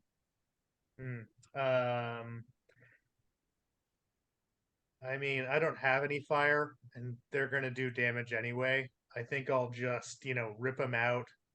I think R2 would just rip them out and then patch them up afterwards. Okay. Okay. There's 2 of them. Go ahead and roll 2d6 worth of damage on your friend Biggs. And we'll say with the 27 medicine roll that it's like a tick, like needing to make sure like the head comes out all the way. Yeah, no, I like expertly grab the head and do the whole twist and pull thing. One with each hand at the same time with robotic precision. How to roll? Okay. Sorry, buddy. 9. It's okay. So you can take an additional 9 points of damage, but your friend has managed to alleviate these maggots out of your chest. Perfect. And would I immediately not be paralyzed, or is the poison still? No, the poison is from is not. Oh, that's right. Right. Yep. Right. Give me time. Let me cook, man. Yep. I'll get you back up. It's like tearing the head off of like a crawfish. Anyway. I do not suck out the insides. Wait, I do, and I analyze the poison. But There you go. Awesome. All right. R2 heal you. Yes, Toto, right? That's everything? yes, I'm not going to move, and I can't do anything else. So yeah. Okay. Clover. All right. Guess I'll just make another attack. The rapier. Okay. That's 12. I don't think that hits. 12 does not hit. No. Okay. What? I'll just spend my second bardic inspiration and give to Thorntonson. I'll just be like, hit it.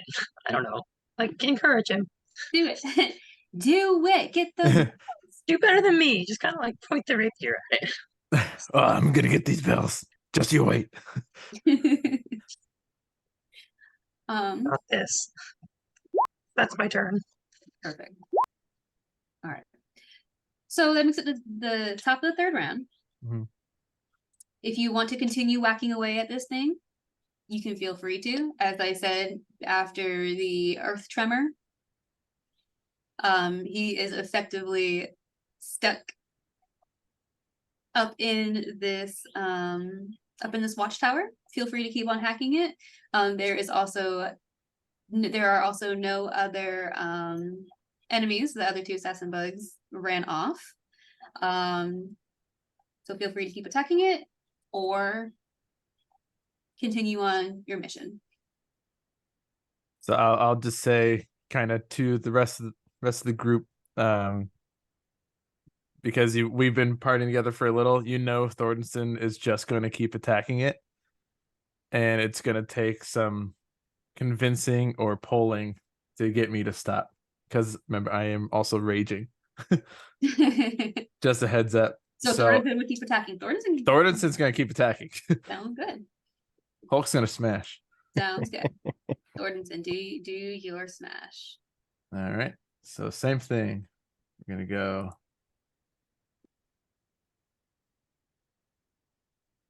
The 12, and I get 1d6 as well. Yes. Is this going to be on every roll?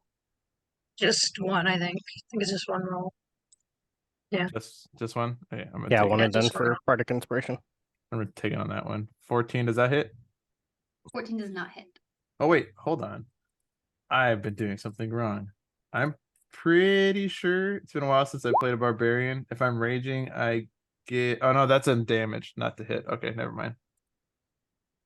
I rolled damage with advantage. All right, so that one will miss. So here's the bonus. Oh god. Also a miss. And then here's the extra attack. Mother of God. Also a miss. Just hitting the rubble.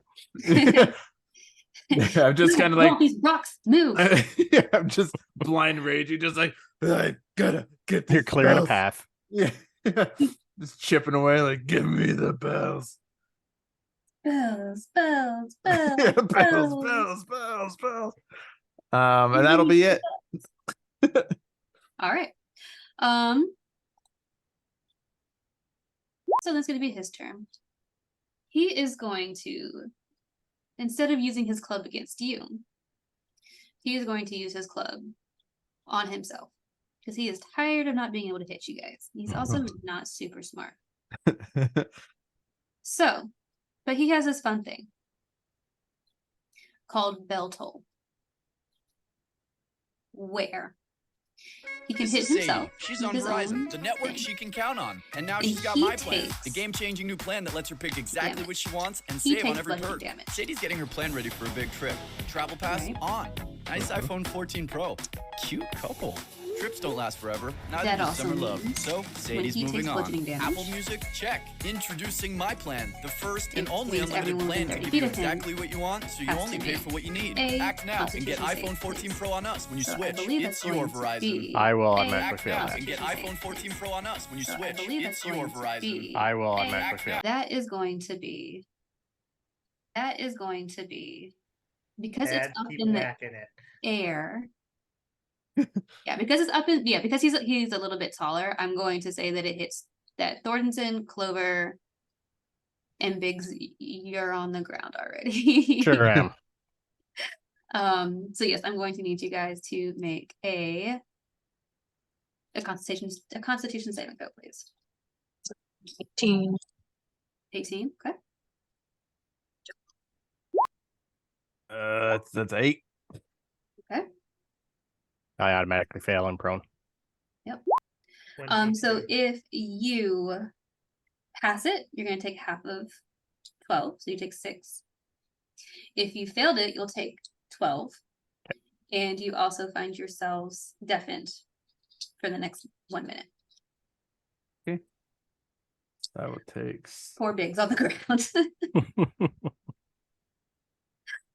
I'm starting to Mhm. look a little sore and And bloody.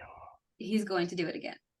So he's going to smack himself again, release another very large tremor. You know what?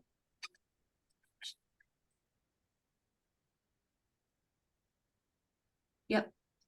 So he's also doing this damage to you guys, but he's also doing it to the stone watchtower that you guys are standing on top of. So I'm also going to say that the stone watchtower is going to be taking 12 damage for the first one. But he's going to do it again. He's a bell. He's a giant metal bell. So I need another round of con saves from you guys. 19. Nat 20. Nice. 18. Nice. Awesome. Still having a dirt nap. So yeah. So if you pass, you take 8 points of thunder damage. 8. I don't know where that number came from. 10. That's happened. I don't know. So you take 10 points of thunder damage. And That's if we passed. yeah, you take half damage when you succeed. And you are not deafened if you succeed. If you failed, then you take the full 20 and are deafened. But that also means the 20 with an additional 20 points of thunder damage to this stone watchtower. It is on its last legs. It is starting to crumble. It is starting to sway. It's going to make a dexterity save. It's going to fail its dexterity save. Just killed off my own monster. It's going to fail its dexterity save.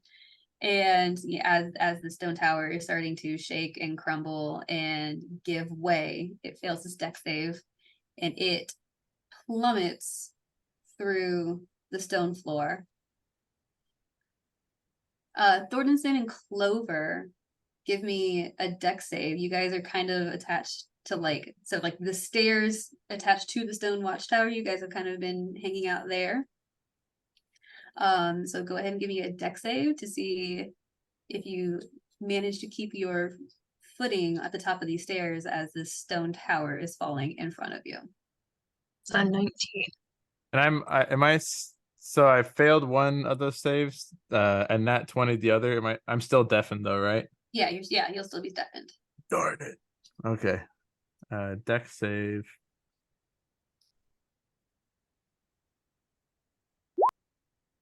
$18. Awesome. So you both pass.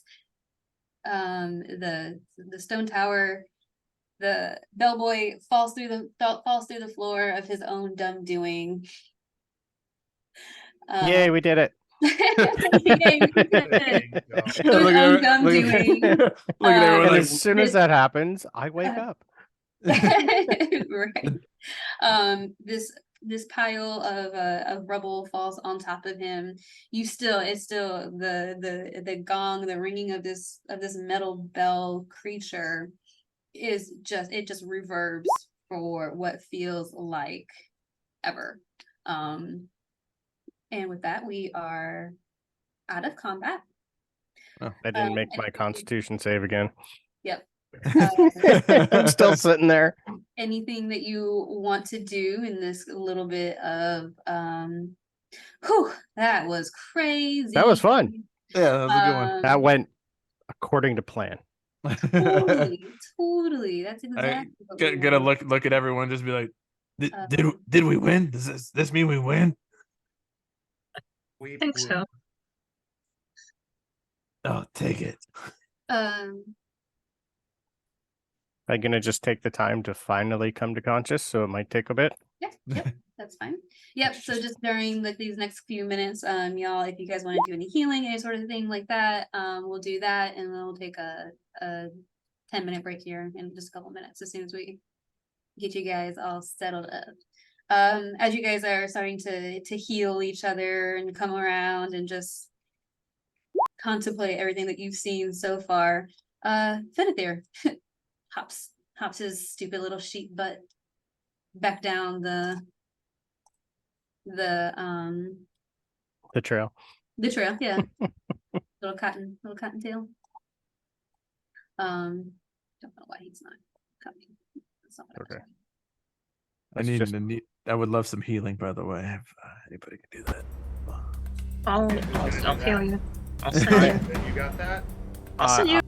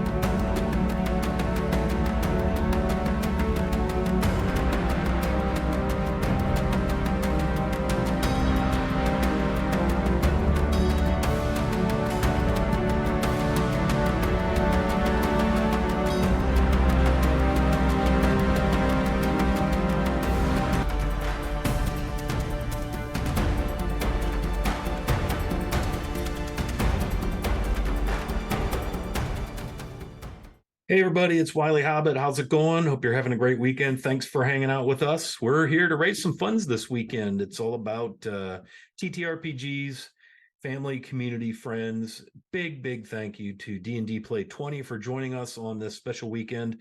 Just a little backstory real quick before we get into our gaming adventures. My brother owns a gaming and collectibles store in Bradley, Illinois, about an hour south of Chicago.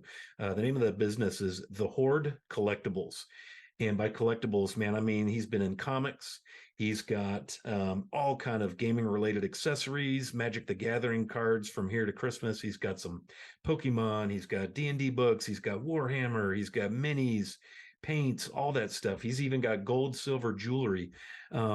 Real bad situation a couple of weeks ago. The business suffered a small fire on the second floor of the building where the office and my brother's personal space is. He will often stay the night there following late nights of gaming and so forth.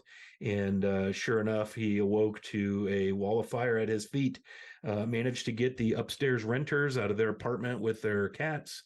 But in the process, ended up on his back in the parking lot under the care of the fire department. Thankfully, they were able to get the fire put out pretty quickly. So the physical damage was kind of contained to that office area. All of his business equipment, personal collectibles, his original D&D books, all total loss. A lot of gold and silver collectible items up there also damaged or a loss. And then water damage in the area below where the stockroom is. So they did end up losing some inventory, but most importantly, right now for them financially are medical bills. They care flighted him to Loyola, the burn unit. They weren't sure exactly on the scene what sort of shape he was in, so they wrapped him up and got him up to Loyola. Thankfully, the good news is he suffered no burns by some absolute miracle, and also no damage to his lungs. He was in and out of the building a few times, alerting the upstairs renters and knocking that fire down with a couple of fire extinguishers to keep it, contained. So good news is he's okay. Also good is that they've secured a new space for the business, but he's going going to have some medical expenses, significant ones, and obviously expenses related to moving the business. So anything you can do to help out, we're going to be putting a link to the GoFundMe account that one of his loyal customers set up. So if you can donate a couple of bucks, great. If you can't, that's okay too. You know, come hang out. We're going to celebrate some D&D in honor of my brother and the Horde Collectibles and Gaming, and very, very thankful he's okay, and super stoked that their business will rise again from the ashes, if you will, like the mythical phoenix. Super grateful to D&D Play 20, to Peter for all of the graphics you see with the overlays and the sound and all of that's all Peter. Phenomenal bit there. The Jen's doing DMing, Rio Lancelot's DMing, and then on the Wiley Hobbit channel, grateful for the support and the help I've gotten there, and for all of our players, and most of all for all of you hanging out with us all weekend. So thank you very much for that, and enjoy the gaming.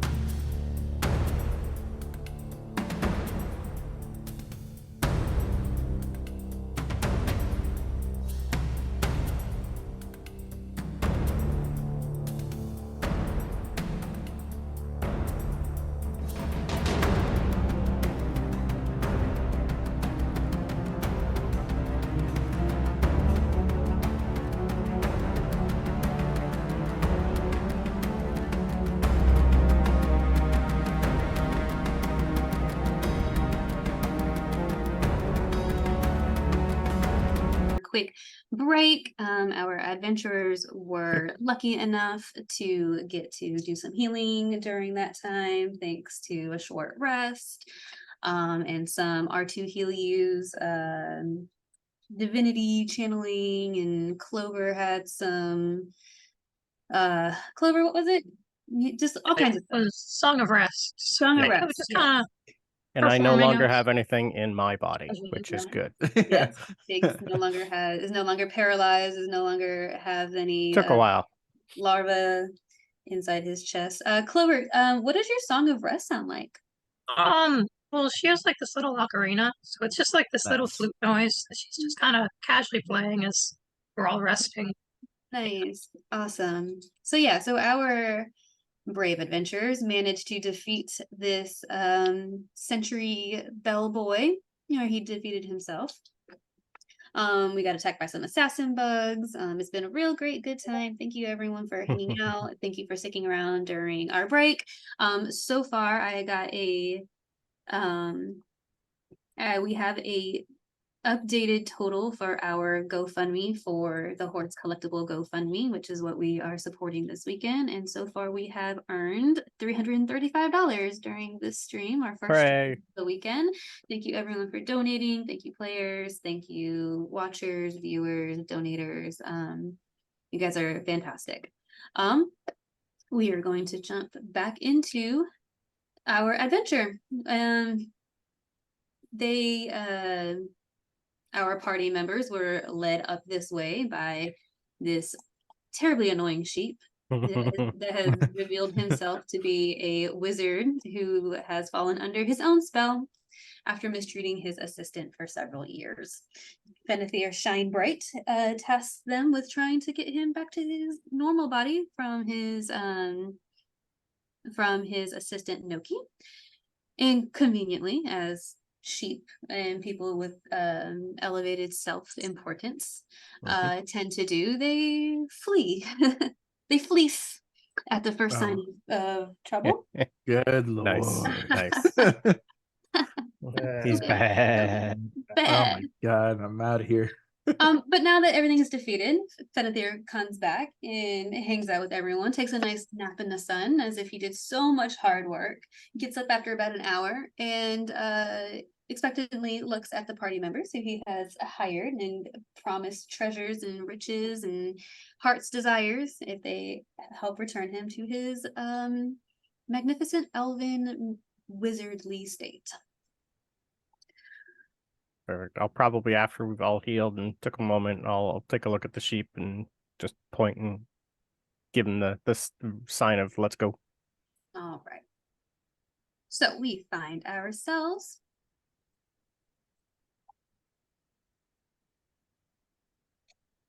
finally after a little bit longer. And it was getting, late afternoon when we left the tavern. We took our hour-long rest. We've been on the road for a couple of hours already. So now it is well and fully, I don't want to say dark. It's not like pitch black dark, but it is after dusk. Twilight hours. Twilight hours, exactly. Our party members are going to find themselves coming in from, let me grab all of y'all's tokens. R2's allotted time is probably run up. You'll probably need like a coin refill. Okay. I will Definitely. try to put the slot in with the string on it and see if it'll work and pull back. I don't know if it'll work, but I'm gonna give it a shot. If I lose the string, it's only string. Let's roll for it for fun. Roll, Okay. yeah, roll for it. Roll. Just a that's- straight D20. Sleight of hand. Yeah, I'm Okay. done. Yeah. Man. All right. I got a 21.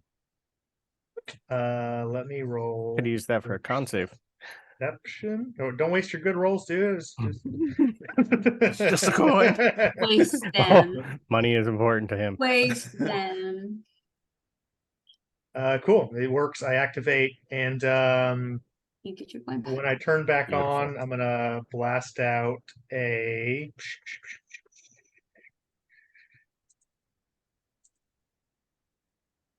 A thing. I'm gonna do a thing.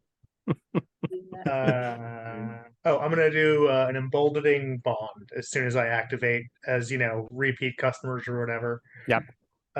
3 willing creatures within 30 feet of me will get a magical bond among them for 10 minutes.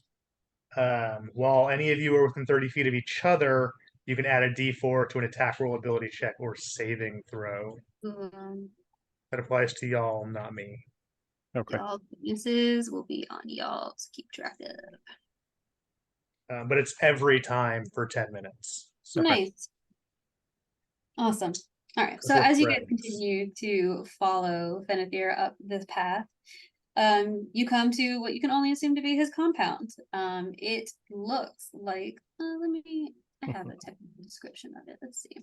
As soon as we get here, I'm going to start ritual casting detect magic. So it'll take 10 minutes. Okay, that works. Yeah, so as you guys come up on this compound, this house, it essentially looks, it is a 3-tiered treehouse, basically. So imagine like a large tree kind of on its side, and there are 3 distinct levels that are kind of carved into this tree. Think of it like a tower, kind of. So there's the bottom part that this circular area over here. This is the much larger, like the thick part of the trunk, and then you have the top of the tree house, essentially. And there are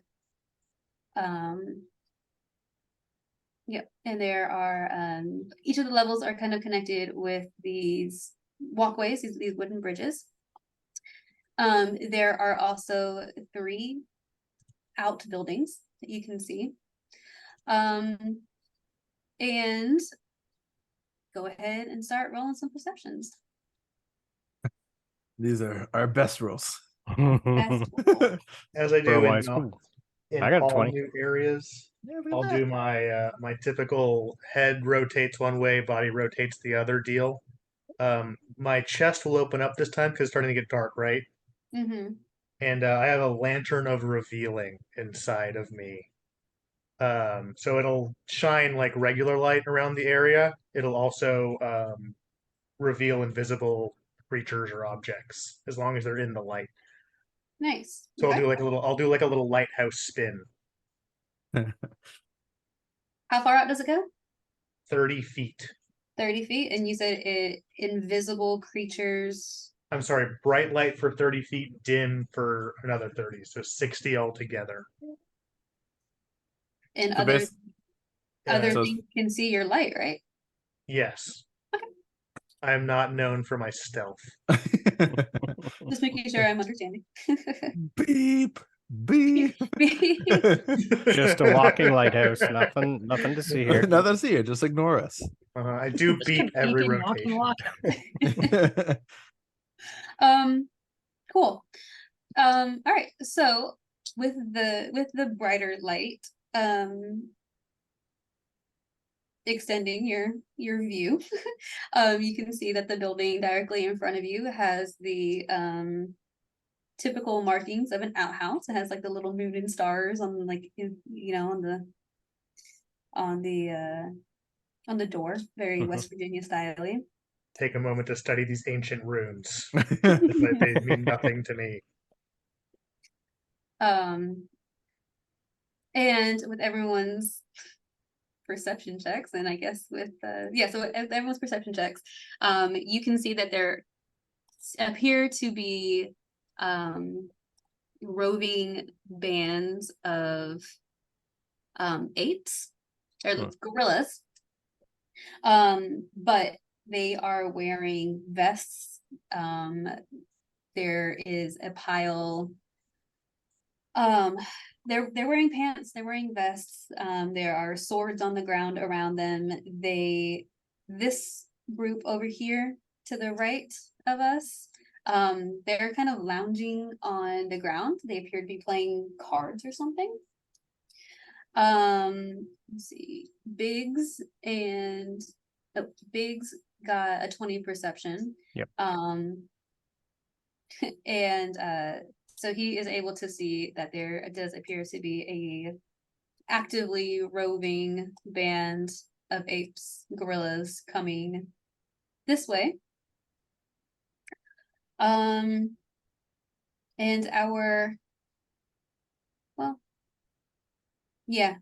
you're able to kind of see them through the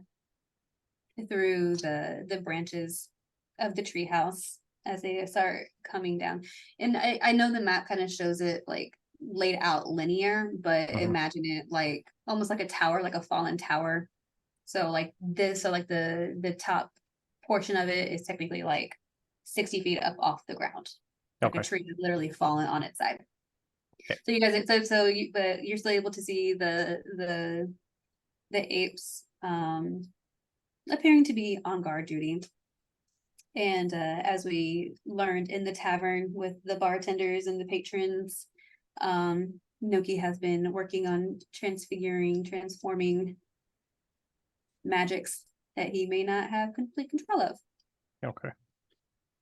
Benethir, the useless sheep, has taken off, but he has taken off towards the bottom level of the treehouse. So the to the left of us. So over This guy. Over this. Oh, Yeah. okay, over that way. Yeah. Okay. Over here. So to the right. Okay. Yes, to the right. Does it look like he's trying to get us inside the building on the right? He is not necessarily, he goes up and he goes through it and he hops over the threshold and he kind of, you lose sight of where he ends up inside of there. Okay, but he does actually go in there. Yes. Yep. Okay. He does his stupid little sheep Yes. prance and then stops at the threshold, does like a little, like looks over his shoulder at you guys expectantly, gives a Okay. little leap over the threshold and goes into this establishment. Okay. I'm gonna quickly, before the guards start coming around, look at the group and say, what do you want to do? Follow, or we don't want to get discovered here, do we? No. I don't think you want my answer, so I'll just kind of follow you guys. All right. So No. it looks like he wants us to go quick. So I'm gonna grab a rock out of my bag, and I'm gonna use some magical tinkering on it and make the rock sound like a bunch of rustling and like snarling, and I'm gonna throw it towards the buildings on the far left, and then I'm gonna try and wait for the group to the right in front of us to go over and see if they'll follow. Sure. Roll me a strength check to see how far you get your rock. And This'll be fun. while he's rolling that, Okay, have a we 12. like we're at the outhouse, right? Yeah, you're Have right. you? I spaced out for like a second. Did you say if anything's in there? No one opened up the door. R2 Heliu is looking at like the etchings in it. It's just like the typical like moon and stars. Yeah, Also have Um, not stopped beeping or rotating the right way. Yeah. Which is why I wanted to make more noise somewhere else. yeah. All right, very well. Is that beer gone through you, Thornton? You got to take a pee. I just kind of got to take care of some business here in a little bit if I got a second. Well, how long does it take to you to do your tinkering? It's instant. It's instant. Okay, cool. Yep. It's just like one round, one action. Is anyone going into the outhouse? Are we playing with the outhouse? I mean, I kind of got to pee. If Thornton goes in, R2's gnomish curiosity protocols, I'll like follow him awkwardly close and just sort of like watch what he does in there, even though it's just peeing. This is all good like research. Backing away. Okay. Yeah, I would probably so- wait just to see if the guards move out of our line of sight so I can follow the sheep. Yeah, so once so Thornton and R2 go into this fairly small all like outhouse. There's barely a because R2 is small and Thornton is large, it kind of, oh my god, R2 is just like standing between his legs. Yeah, I'm like right at like crotch level. Just like a Awful. like a It's like small like a On a small side trash note, I can. have stopped beeping. This is like a new He has thing stopped for me. beeping. He has stopped beeping. The light is now contained inside of the outhouse. Biggs, you throw your rock. How far did we get? I only rolled a 12. A 12. Okay, so so we'll say it gets about 12 feet from you. So it does all of the rustling, all of the beeping, all of the noise, all of that. It does alert your these guys, this group, and they are going to go investigate it. Investigate the outhouse disco party. When, oh my gosh. If I notice that it didn't go far, I can immediately get rid of it, but I don't know if that's going to help. It does a thing. So they do. They go over and they go to investigate it inside of this outhouse. Thornton said, "You are getting ready Okay. to use the restroom." If I see them starting to come over here, can I misty step to the entrance where the sheep is? Yeah, if you want to do that. Yeah, definitely. Okay, cool. Let me go ahead and take off this guy. So as you are getting ready to relieve yourself,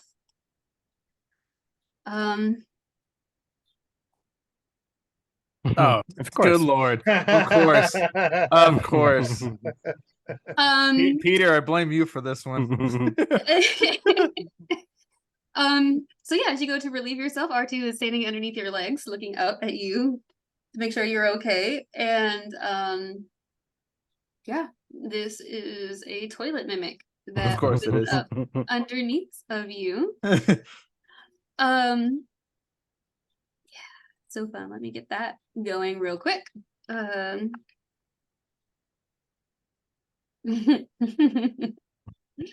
Where did my thing go? We lost our bunny, by the way. We did lose our bunny. Oh, let's see if we can get Clover back while I look up this stat sheet. It's a good stealth check to disappear from the Just over it. chat. Yeah. Have I relieved myself yet? So when you were on your way in there, no, you You tried. you tried. Well, okay. What if I So just still pee on it? we'll say, yeah, that you beginning to relieve yourself on this mimic, it does not enjoy that. Can't Then I- it goes It's to its own fault. Like I don't know what it was expecting. can mimics be intimidated to like not just attack us? Like if I just like keep peeing on it and just stare it down. Well, think it's going to bite you. It's going to get peed on. It's gonna, I don't know how intelligent they actually are, and I cannot find my stupid. This was sheet. its idea. I think they're pretty Decided intelligent. to do. Welcome back, Clover. Glad we got you back. You can like stare it down. You ever Yeah, watch just- It's Always Sunny? Yep. You ever watch that one? Yeah. It's like a Uh, episode like that. I know exactly what you're talking Mimics about. are smart. The standard mimic has a -3 intelligence. There you go. So you can try to intimidate it, but it's going to try to bite you. just for fun. You peed on it. I peed on it. I'm staring it down. Oh, that was so close to a nat 20. So close. Let's see if it bites you. If you're within 30 feet of any of your friends, you'll get a D4, I believe. Well, it only got a 3 to try to bite you. Well, and I'm proficient, so +3, so it'd be Intimidation. 19. It didn't do anything. So it just folds back in on its toilet self and becomes it just lets you finish being on it, I guess. I'm just gonna kind of like look under my legs to R2. I'm like, did you see that, or was that just me? Whoop! What did you put in that ale? R2 has never seen like orc pee before, and so now he thinks this is how it always goes down. The mimic came from the orc. That's hilarious. Okay, so I'm gonna we had- quietly poke my head out and go, "Come on, come on." Well, nothing else sees us. Come on. Hold on, let me finish business. I'll just kind of like pull up my loincloth because I'm unarmored. So just kind of pull it up and be like, and then look at the toilet and just kind of like growl at it and just leave. See, like a Geralt, like, Yeah, I'll follow Thornton out, and if I see Biggs like ushering me over, I will follow orders. All right, yeah, Pretty well, regularly, by the way. Okay, well, are you still beeping and shining? I stopped beeping. I'm no longer rotating shining. It was like a spotlight on Thornton, Okay, and so now it's just sort of pointing wherever I'm going. gotcha. Super. So yes, you guys come out of the bathroom and I feel like it would be so hard to not be seen by those. oh, kids. if those apes are right there, like, Yeah. Yeah, they're right there. player So to they- DM, they saw us. Yeah. Right. So yeah. So let me cause hideous laughter. So that's hilarious, Peter. Anyway, yeah. So yeah, these guys, they're gonna see you. Clover, while they were in the restroom, you were following Biggs into this lower level. Yeah. Okay, awesome. So I'm gonna say you guys got in there perfectly fine while they in between Biggs's distraction with the rock, Attempted distraction. attempted distraction with the rock, and now a shining walking lighthouse, and Thornton coming out of the restroom. Yeah, they are going to 100% they saw us. 100% they saw. 100% they know something's in the outhouse. Oh yeah, that wasn't a quiet interaction. It's not a quiet interaction. So yeah, we will go ahead and roll an initiative. Biggs and Clover will put you guys in initiative. If you do not want to participate in that with Thornton and R2 heal you, not your prerogative. We'll do like your normal turn kind of base action during your turns. Do we see the gorillas? Yeah, There's a they're lot coming, going on. they're coming around. Yeah, yeah. They were like over here, and you're coming out. They see you. You guys can roll a perception check to see, or you guys knew that they were out and about and that they were there. But yeah, if you I want got to do, yeah. 22 initiative. Awesome. Get all that. Yeah.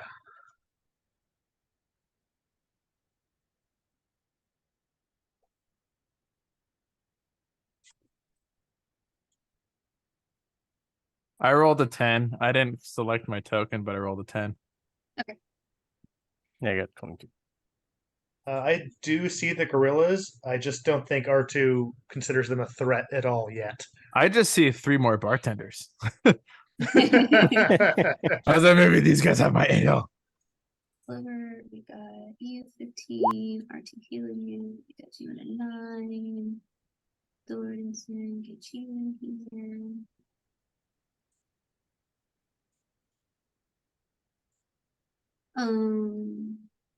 You guys all need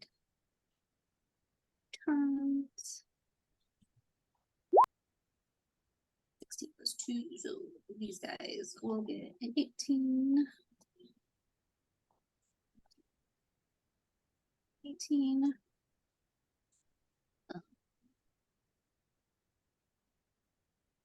This.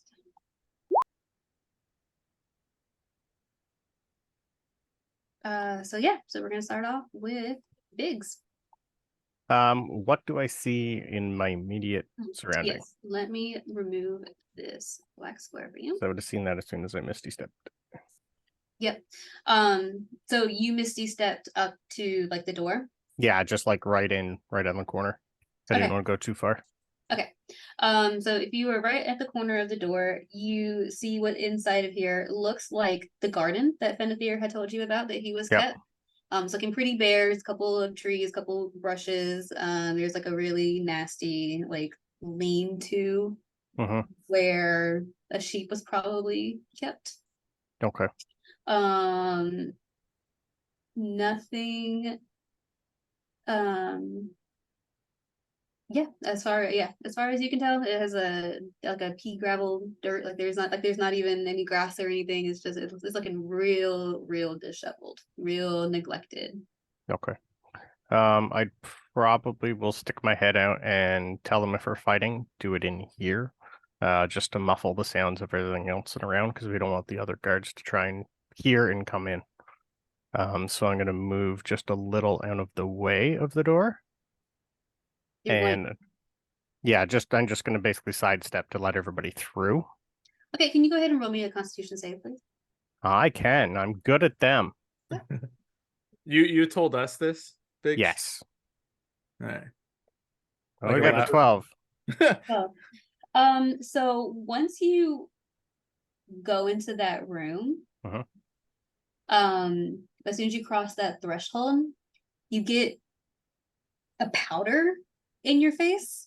Uh-huh.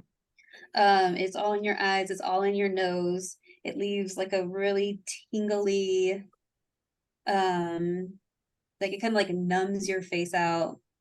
And things around you start looking a little trippy.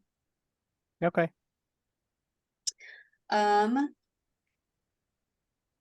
Yeah, things. Am I still able to do stuff? Just be like at a disadvantage, or Yeah, it's going to be at disadvantage. Your perception's going to be at disadvantage. I'm trying to remember what all I did for this. Your perceptions is going to be at disadvantage. Attacks are going to be wisdom. Sorry, that's what it is. Wisdom based throws are going to be at disadvantage. would I be able to tell if that affected the entire area, or is it something everyone else is going to have to deal with when they come in? You wouldn't know. You're the first person in. Okay. Then I would probably try to get back out to the door and make it look like that I am in trouble and not come in and follow exactly what I did. So I'd probably just retrace my steps and run outside. Okay.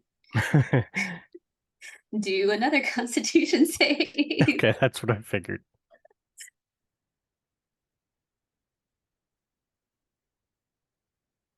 $13 this time.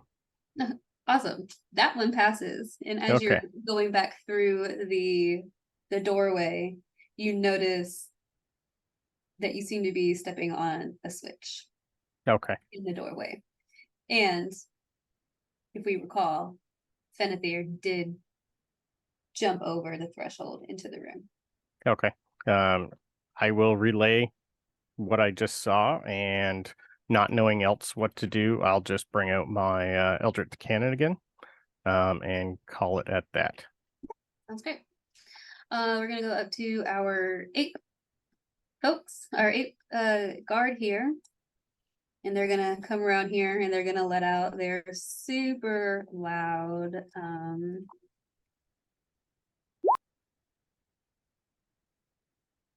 gorilla-esque roar Their alarm. banging on their chest. Yeah, they're alerting. They're alerting.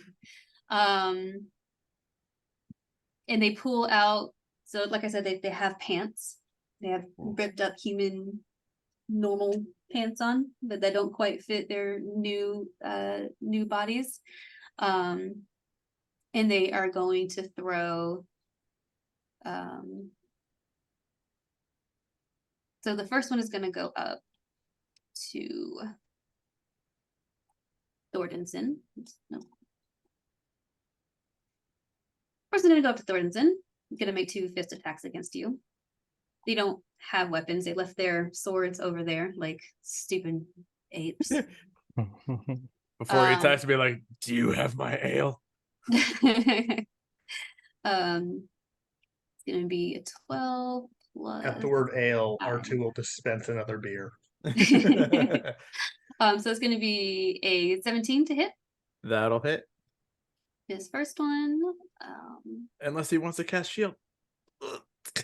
So it's going to be 56 plus 3. So it's 4 on the first fist. And we're going to have 11 plus 4, 15 to hit. So 19 total. No, sorry. So the first one, the first fist attack, he like slams down on you for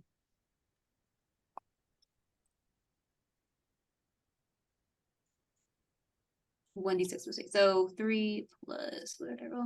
So 4. So 4 damage for the first one. So For the first fist. Yeah. The second fist is a 11 plus 5 to hit. So a 16 to hit. Yeah, 16 hits. Okay. So again, it's gonna do 1 more d6 to you. Just 3. So ooh, max damage. So another 9 points of damage to you. So 4 plus 9 is 13. Mm-hmm. Okay. This guard is going to take out 2 rocks and attempt to two larger rocks and to throw them at R2 Helium. Weep whoop. We I'd like to remind everybody that if R2 feels threatened, I will start the combat beeping.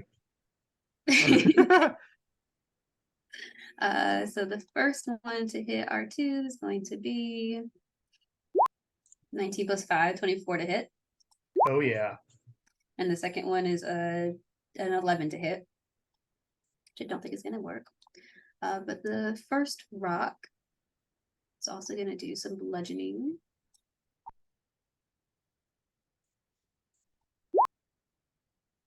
So 7 points of bludgeoning damage to R2.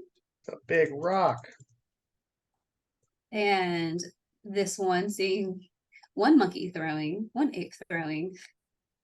a rock, is also going to throw another 2 rocks at R2.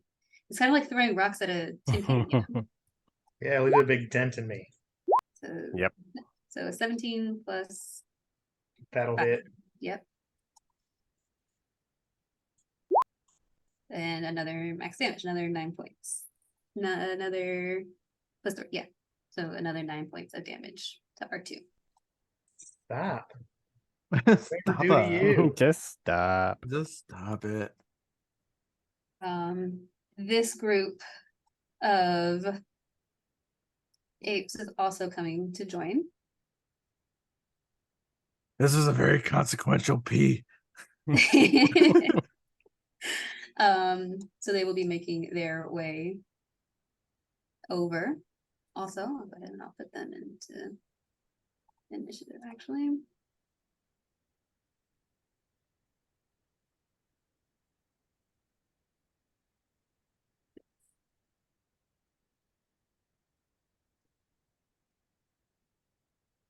There. There. They will join us on the next turn. Don't worry, we got this, Thornton. Yep. And Easy it day. is It's just 3 bartenders. just three bartenders. Got you.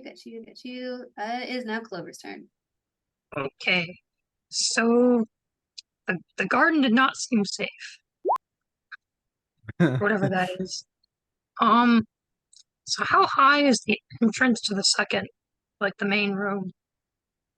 So the larger room that you see, the one that you're standing in front of, Like the second, the biggest one. the middle one. Yeah. So this first stairwell kind of leads you up, we'll say like a 5-foot ramp, and then the next one, give or take, it's going to be another 10 feet over there. So it's about a 15-foot bridge. Yeah, it's a bridge walkway. So by that part of the tree, Okay. So going it's up like, the incline about. Oh, I guess it's a tree. So 25 feet in the air. Yeah. so I have my broom of flying. You do have a bit of flying. So, I think based on the measurement, it's about 30 feet to there. So going up and over, I think I could get to the entrance. Because the fly speed of the broom is 50 feet. So kind of going in a diagonal, I think I Okay. could get there. I love it. So yeah, I think I'm just gonna hop on my crescent moon. That's what it looks like. It's like this wicker moon and just fly. Just a rabbit on the moon, flying up to the entrance. Yeah. Okay. It's And gonna, it's gonna look back and be like, damn you, buddy. Where are you going? taking him to a rabbit. Just in the like middle. wave as going off, just kind of like holding one end, waving with the other hand. Very magical. Yeah, Biggs is just out there tripping balls, looking at R2 heal you like being a disco ball and just like monkeys throwing things. Like, what is happening in your life, Biggs? It's just like, I don't Is understand. this what the is drugs or is this real life? Okay, so I've you been get there, up there, Biggs. you get up there perfectly fine. What do you want to do anything else while you're up there? So is there like a door? There is a door. Does it seem locked? You can, does it? Till you tell Can I me. check? Right? Okay, sure. Go ahead. Check. Just, It does not appear to be locked. okay, then I'll Clover's just open gonna the door. finish the story. Yeah, I'll open the door and You open the door? see. Just I don't think I have. Guess I don't really have any movement, so I can't really get inside. But I'll look, see what I can see. Sure. Yeah, so you open up this door and it looks like a living room. Like, we know that this was Fenethir's home, basically. This whole area, this whole half of the hollowed out tree is kind of done up to be a living space. There, you can see this, like, you have a rug in front of you that was probably at one point very, very nice. Everything around you kind of looks in disrepair, in not quite ruins, but definitely neglect. We know that Fenethir has been a sheep for 10 years, and that Noki was his cleaning boy, his errand boy. Probably hasn't been doing a ton of cleaning. There are a couple of so you have the rug in front of you, kind of moth eaten, a couple of rusty suits of armor. There are, let me zoom in, because pretty much what you see on the map is what there is. There's like bookshelves that are kind of empty now. There are a couple books on the ground that don't seem to be of use. Everything is covered in, appears to be covered in dust. There's nothing is super lit up. There's like what appears to be like a writing area over here. Just a general foyer living room kind of area. I think that's my turn. All right, sounds great. Thordenson. I just love that Clover's just gonna go like finish the story. I'm just like fighting monkeys. So just being hit by this thing, it's gonna send me into a rage, obviously. Obviously. So that'll be my bonus action. And I'm going to look at this thing and pull out my Warhammer, swinging it two-handed. And I am going to go ahead and try to just smack the ape that hit me. How about it? Smack away.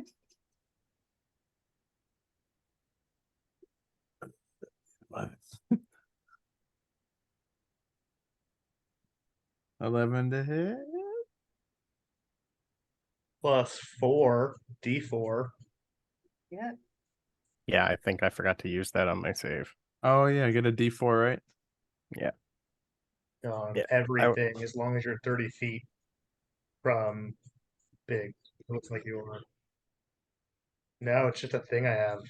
Let me double check though. Yeah, I would have been just in 30 feet. It's okay. Yeah, no, it's just part of my Channel Divinity? it's part of my peace domain. Does so there'd be 11, 12. Does 12 hit? Does 12 hit? 12 just hits. 12 hits? 12 hits. Okay, so go ahead and roll for damage. So that would be 11 for my first attack. Okay. So it's kind of like one of those, like I just kind of like swipe down, hit it, and I'm gonna try to like just kind of come back and hit it the other way. So like one of those like type Yeah, things, for but sure. with You a rock Warhammer. it. You rock it the first time. That'd be 22 to hit. Yeah. So let's go again. And that'll be 12 damage. So in total, we'll do 23 damage to this. So tell me how you Donkey Kong. So I was kind of expecting an ale. And instead I got punched. So sent me into a blind rage, and Torderson's like, I'm never gonna get this beer. So I pull my Warhammer off my back and just kind of swing down as I'm pulling it off, like kind of like in one motion, just like slow motion, like the ape's like teeth go out that way, just like, and then like come back the other way, just like, and teeth go back out the other way, just like kind of hit its face both ways. Nice. Yep. So we have 1 KO'd DK. That'll be my turn. All right. Great turn. It's emboldening bond. So we can just once for 10 minutes use that D4 for an attack or save. It's just Awesome. once? Once per turn. Once per turn. Yeah. Nice. That brings us to our 2 heal 2. I feel threatened. So boop, boop, boop. Your rage gives you resistance, right? So To resistance damage? to, bludgeoning, piercing, I'd everything. like to warding bond you, which gives you more resistance. So quarter resistance? Or 3/4 resistance? I mean, 2 halves is a whole to me. Sounds like It'd just be Thordenson half. is invincible to bludgeoning, piercing, and slashing damage right now.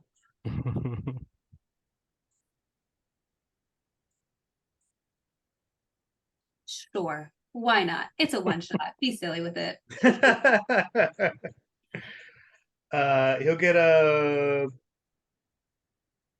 while he's within 60 feet of me, he'll get 1 AC, resistance to all damage, and then anytime he does take damage, it actually applies to me. But hopefully that won't happen. Hopefully. It's awesome. That's a- And then I will use a bonus action to cast Sanctuary again on myself.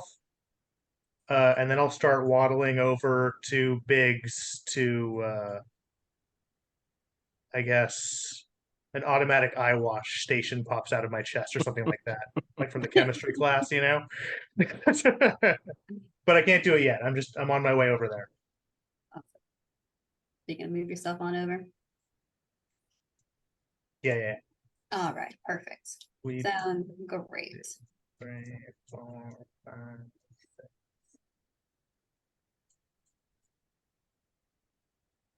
All right. Okay. So do I Okay. need to do a con save Yes, again to, please. Yes, at the start of your turn. and I'll add a D4 to this if I need to. So that's a 13. Yep. Thankfully, R2 Heal You comes over with his chest out, getting ready to. You're not really sure if he's trying to spray you with ale, Yeah. as he's been doing, or if it's spraying with water, but Okay. So I Either one will work. 16 total. So yep. perfect. Yeah, so you go ahead and you get your eyes cleared out. And Well, all right. That's probably considered my attack then. So for my bonus attack, I will use my Eldritch Cannon and shoot one of the bad guys back there. Okay. One of the apes. I did have the ale ready for Thornton. I know. I you're- remembered it like afterwards. I was No. like, no, I was supposed to use it. For a 27 to hit. Yep, makes a hit. Which one are you Okay. going for, the left or the right? The one on the North or right. south? Okay. For 9 points of damage, and it'll push it back 5 feet. Okay. And then I'm going to tell the 2 people that are left again when we go over the threshold, we need to jump. And that'll be my turn. Thornton, did you catch that you have double resistance now? how many? 2 minutes? I didn't. So I got double resistance to my already resistance to everything. I cast a spell on you, so you have resistance and 1 AC, 1 extra AC. Okay, As long cool. as you're within 60 feet of me. Perfect. So then I would have, so I already have resistance to everything. So then it'd be like half that and then like half of that damage. We were I talking think that's about. what we're going to go with. Yes. Half and then half Perfect. again. So do you take a quarter? You take a quarter damage, but when you take it, I actually take it. Is how the spell works. So like if you got a 4 on a D4, you would take 1. Okay. Exactly. And I saw that you moved away. Did I miss part of the plan that we're just gonna try to go into You the went to building? help me yeah, no, get I, unstoned. Got you. Yeah, I protected myself, and then I waddled over to eye wash Biggs out. I guess with your ale. I guess I splashed it in his face. Turn Or the he ale into grabbed the it night and wash poured it station. in his eyes. Perfect. Alcohol kills everything. Awesome. Big. So you blasted off 1 cannon. It only goes once. Yes. Perfect. Anything else you want to do? Nope. Are you moving into the building? All right. There's a lot of monkey turns coming up. The bottom turns. So 30 feet. Let's see. See where we get with 30 feet. Yeah, so they're able to kind of come under the boughs of the 5, 10, 15, 20, 25. Yeah, make it.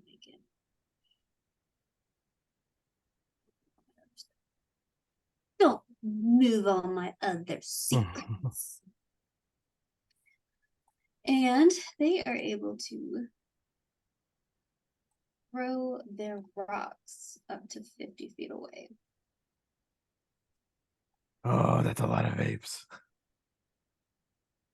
See where 50 feet of rock throwing gets us.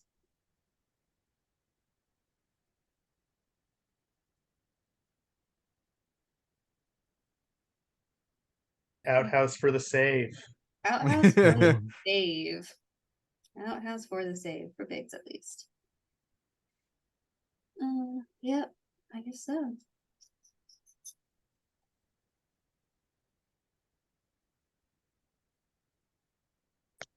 All right, so then on that, then they will just use their turn to dash towards you guys. Nope, wrong buttons. Oh my god, I do that all the time. And Roll20 has just been super irritating. I know. Like I'll leave it on the ruler thing and I'll go to move. I'm like, oh my god. In our last session with Peter, I accidentally made a bunch of tiny boxes all over the map. I and do that. Oh my gosh. And I did not know how to get rid of them. All right.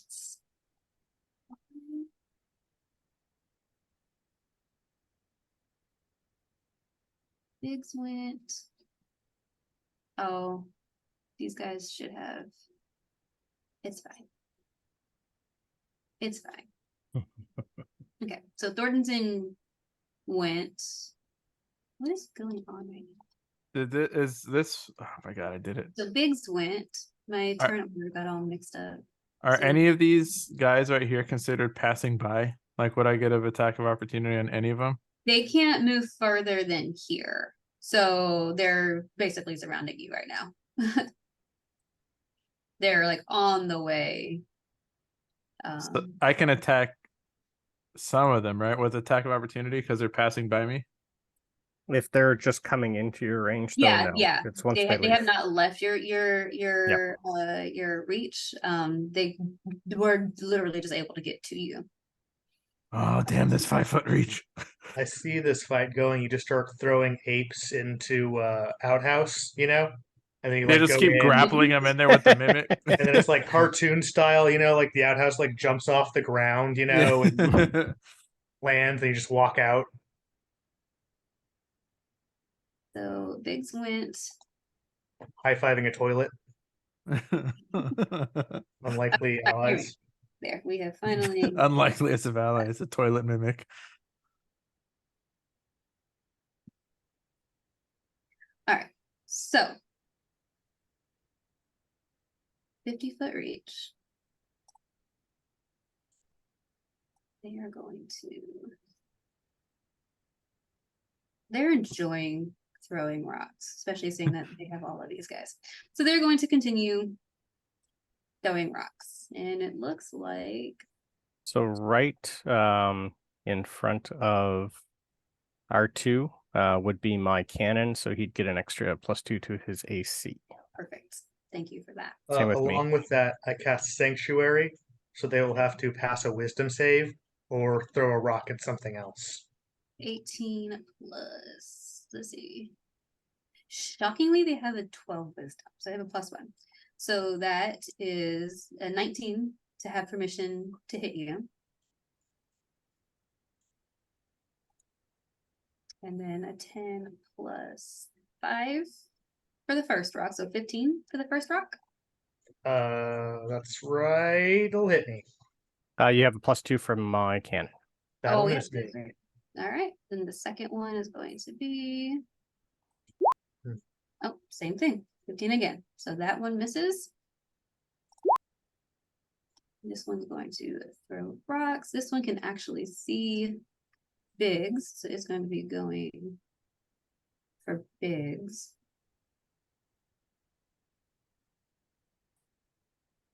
Just for, mechanic's sake, it's going to take a Yep. step over this way, so it can do that. It is going to throw at Biggs. The cannon. It'd be does right still, be front. Yeah, so you got to hit a 20. Second hit. 17 plus 5. 22. 22 to hit you. 22. Yes, it's just a rock. I won't use shield for that. All Do you have right. cover behind those stairs? He's on It's top just- of the stairs. Oh, Yeah. okay. I'm just right on it. Yeah. So that's going to be 4 points of rock damage. 'Kay. Bludgeoning. That's going to be its turn. That guy is dead. Clover. All right. So, let's see. Yeah. Get in there. Just like go over like these desks, sort of. I'm Um, gonna Okay. Mm. Well, before you do that, and then before I do that, what's gonna happen? What's happening? I had a As you feeling you don't go cross- on the rug. Don't go on the rug. Suspicious looking rug. as you cross Yeah. the rug, As The I mimic. cross the rug. It's a mimic rug. Or smothering. it's a rug of smothering. There Smothering. it is. It's not a smothering. So Why you gotta stay within friendship is magic range. 30 And feet. the only one that could save you right now is a sheep. And it won't. all right. So Yay. so as you cross over it, it is going to attack you. And 7 plus 5. So 12 to hit you. That does not. Oh, so lucky. So so tell us how you managed to avoid getting wrapped up in this rug. I think I just jump. Like I just kind of like jump out of the way. Yeah. Awesome. So you go to take a step, you feel it start to quake, start to get up, and you use your Kind of like sure-footed rabbitness to just just bounce. sort of like jump off the rug. Yeah. Yeah, Should have stayed on the broom. should have stayed on the broom. So now you have like an Aladdin magic rug wanting to fight you. So we will go ahead and add it into the initiative.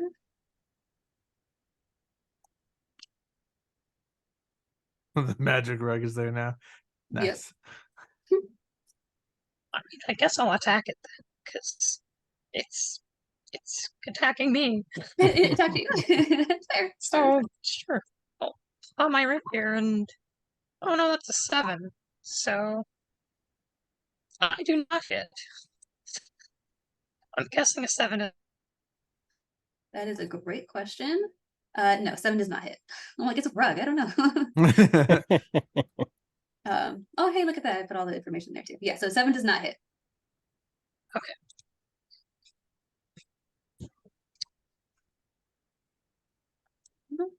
Is that going to be all for you? No extra bonuses or anything like that? All right.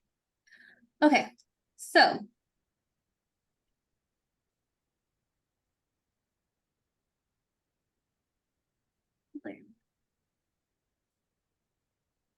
Take back to our barbarian. Mm-hmm. not quite. So before we get to Yeah. our barbarian, Nice. from the very top of the of this leaning tree house, you see a human stick his head out. There's all this commotion, there's rocks throwing, there's beeping, there's disco lights.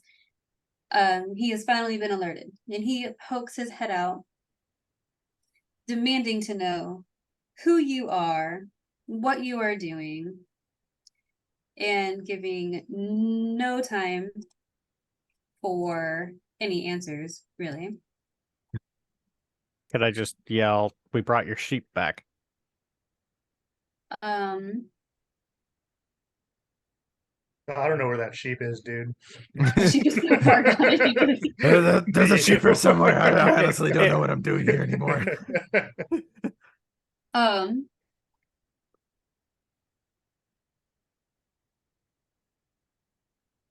he's going to make all these demands. Who are you? What are you doing here? And we brought your sheep. He does not care. He is going to cast.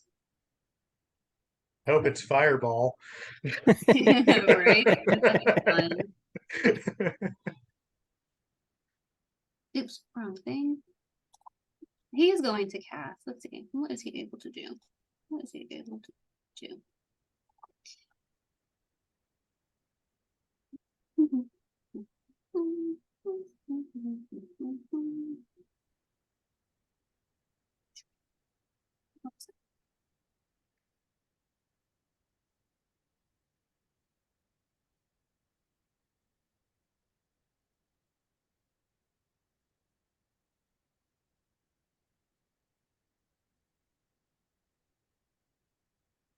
Actually, I don't know if he can see anybody. Actually, actually, he can probably hear it. Now that I'm looking at him and everybody else, although he can kind of, he'd be able to see over Probably. 'Cause I'd top. be up a of little it. higher. I'd probably be almost the same height if I went Right. up the stairs. Gotta love Pythagorean theorem in roll Mhm. 20. Yeah, so he would be able to see. Yeah, so he would be able to see Biggs over there. And he is going to cast Ray of Frost on Biggs. So he is going to make a ranged spell attack. Find the sheet. Ranged spell attack.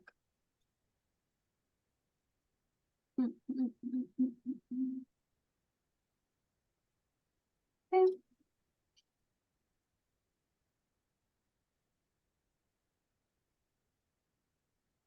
It's a natural 20, For a total of 26. even with shield that would hit. Okay. So that is a D8 of cold damage. So 8 plus 2. So 10 points of cold damage. And your speed is reduced by 10 feet until the start of your next turn. Okay. So Not that I can move too far anyway. so Noki has entered the scene.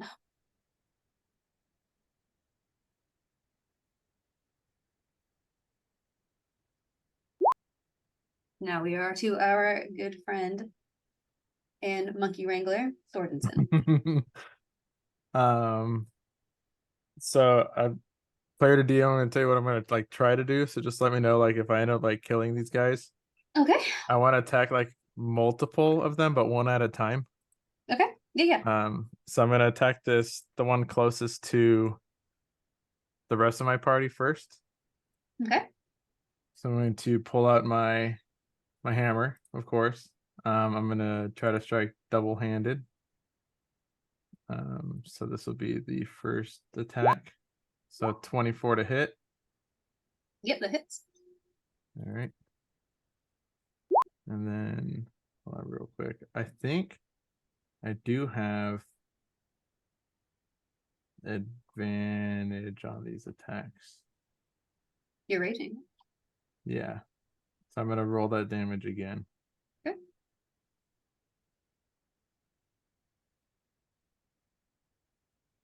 That's a little better. So 13. That one's It's still a- alive. It's advantage on damage, not hits. So it's right real quick. Sorry, I hit the wrong button. Okay. I was like, hey, what's up? So you gain advantage on strength checks and saving throws, not attacks, so it hit. But then you get advantage on melee damage with strength weapons. Nice. Okay, perfect. Yeah. Thank you. Mhm. So that's 13. Okay. You rock it really well. Still standing. Still standing? Yep. All right, so of course I'm gonna try to hit that one again. Okay.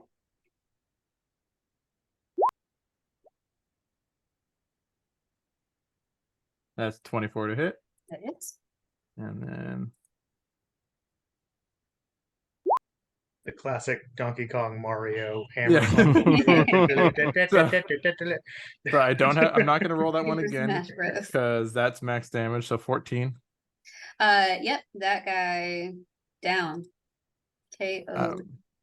So I kind of like hit at it one way, then kind of like just hit it up in the air the other way, and expecting to kind of like try to hit it down a third time, but I just like kind of hit it too far, and like the monkey just kind of keeps like going a little bit. I'm like, all right. And then I'm gonna stare down this next one and do my nope, that'll be it. All right. That'll Sounds be good. it. But I'm gonna just kind of stare it down. Be like, you're next. Great. We're gonna have R2 heal you. Oh yeah. Okay. Oh yeah. Oh yeah. Oh yeah. I want to pull Biggs inside if I can. Y'all are about the same size. You're And gonna I'm not pull very him strong. in. That's okay. You're gonna pull him inside that room. I was thinking about it. I don't know how that works movement wise. So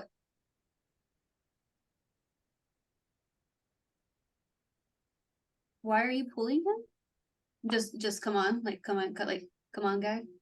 Yeah, I'm just putting him Not inside behind. so he doesn't die. It's a thing. Okay. Biggs, are you gonna remind him about? I'd remind him that he's got to jump, but I don't know if I want to let him. I Okay. probably would. Just with the situation, I'd probably say, just chirp, grab me, if you can. Cool. And I was also planning on casting Find Traps. So that I would be, I mean, I know the trap, I know this trap's here, but now I'll know exactly where it is. And then Gotcha. also, if I'm able to move him into the room, Yeah, I'll it's be half able to movement. see any other traps in the room. Yep. It's half movement to pull someone with you. There's a door, right? Yeah, there was a door. Cool. Yeah, so if it's cool, I will cast Find Traps, and then pull you medic style inside, Over the shoulder. and then close the door. Okay. Because rocks hurt. Sounds good. Okay, It's so just you like I'm guys so are tired of being hitting by these rocks. inside the room. Besides the trap on the door that was spraying the hallucinogenic spray in the face, there are no other traps in here. Cool. I noticed that we're missing a friend, so I will beep boop at Biggs that we should continue on. My protocols suggest that Thordenson is going to be a-okay.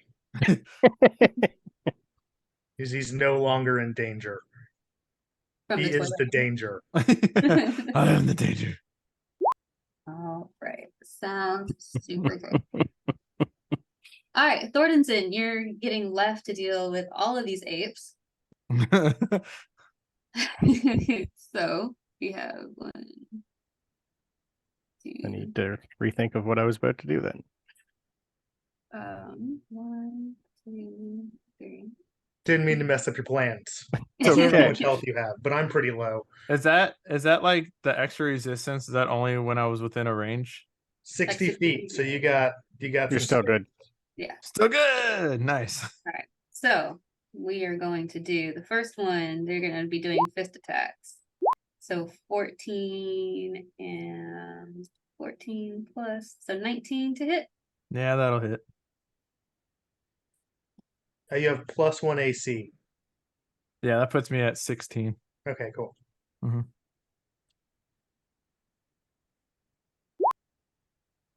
5 plus 3, so 9 points of damage. A quarter of that. I already hate myself for doing this. So Oh my god. 2 damage. And it goes to me. goes to R2 heal you. You're like, this is It just great. starts I get sparking. It's punched. just like, I'm very They start like confused. sparking randomly in front of you, Biggs. Who knows why? Okay. Woo! I'm so confused right now. Bring it on. Can't do nothing to me. Okay, so the second two, no, and they're not gonna hit Nope. with their fists. And I'm so sorry, Thornton. We both take the damage. Okay. Yeah. I don't see the benefit of that. Well, we're yeah. taking 4 damage instead of 8, and we're splitting it between 2 people. Well, I'm taking 2 damage. Right, we're taking 4 damage altogether instead of 8. And we're Yeah. splitting it Okay. between 2 Okay. people. oh, no. So we split that damage. Well, yeah, because it was halved and then halved. Right. Okay. So we take the remainder. Right. There we go. Okay. And with that, we are back at the top of the round with Biggs. All right. My Eldritch, is he our Noki? Is he just like on a platform? Just Yeah, he's sticking his head out the window of the out the window of like the very top level, okay. and he cast. You saw he cast Ray of Frost on you using a wand. Okay. Do you know if anyone's gonna- No, I'm just my Eldritch Cannon is still outside. I don't know. I can use it as a bonus action to use it, but I don't know because I don't have line of sight. I don't know if I could actually hit him without having disadvantage. Can you just open the door? You're in the way, and there's the trap there. Sorry. Ew. I was gonna do a second level shatter on everything, but that's okay. Hmm. I think you can knowing- move through people. Is there a window? Yeah, is there a window I can look out of? There's a window. If there's a And window, it's an arboretum, garden kind of thing. Yeah. okay. If there's a window, then I will. Greenhousey kind of What's thing. my range? Okay, perfect. So I can do a shatter on 10 radius. So I'm going to grab the 3 guys that are right in front Mhm. and cast shatter on them. Okay. And they're going to need a con save 17 or take 16 damage full. See, their constitution is +2. So we have a 7, an 18, and a 17. So 7, 17, and 17 is 7, 18, and 17. Yeah. okay, so the 17 and 18 I'll take half and the other I'll take full. Half of 16. Okay. And then with my bonus, I'm going to do a ranged spell attack on Noki through the window Okay. Sounds great. and fail that miserably.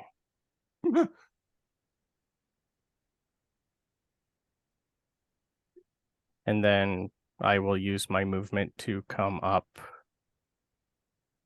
I'll just move up towards the entrance here a little, just so I can see where our rabbit friend went. And that'll be it. Clover, did you close the door behind you? No. No. So I then just- you're gonna see. So if you go over there and you're looking out one door into the other, you're gonna see Clover and a rug squaring up. Okay. Awesome. So then we are back down to our apes. Going to come in over here. Gonna throw some rocks, cause we apes. And we go ape rocky monkey. So 16 plus 5 for the first one. Throwing it at me? Yep. Yeah, that one will hit. D6. So that's 7. So it's gonna be 1 point of damage with your quarter. Mm-hmm. We each take 1. Next one is also gonna throw rocks. So both 19 plus 5, so 24 is to hit. Yeah, that'll hit. That'll do it. So we got 5, and 4, so 9. So 2 points of damage. This is chipping away at me though. And Yeah, I'm that sparking profusely right now.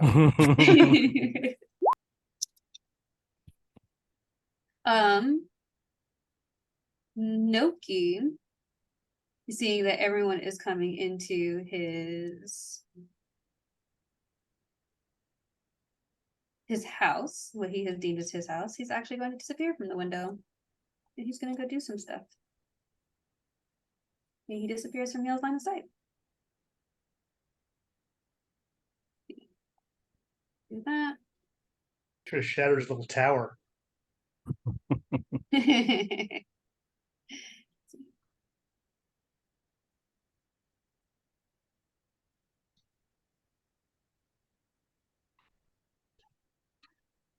And that's gonna be his turn. We are up to the Rug Smothering again. Who's gonna try to wrap up Clover? Yay. Yay!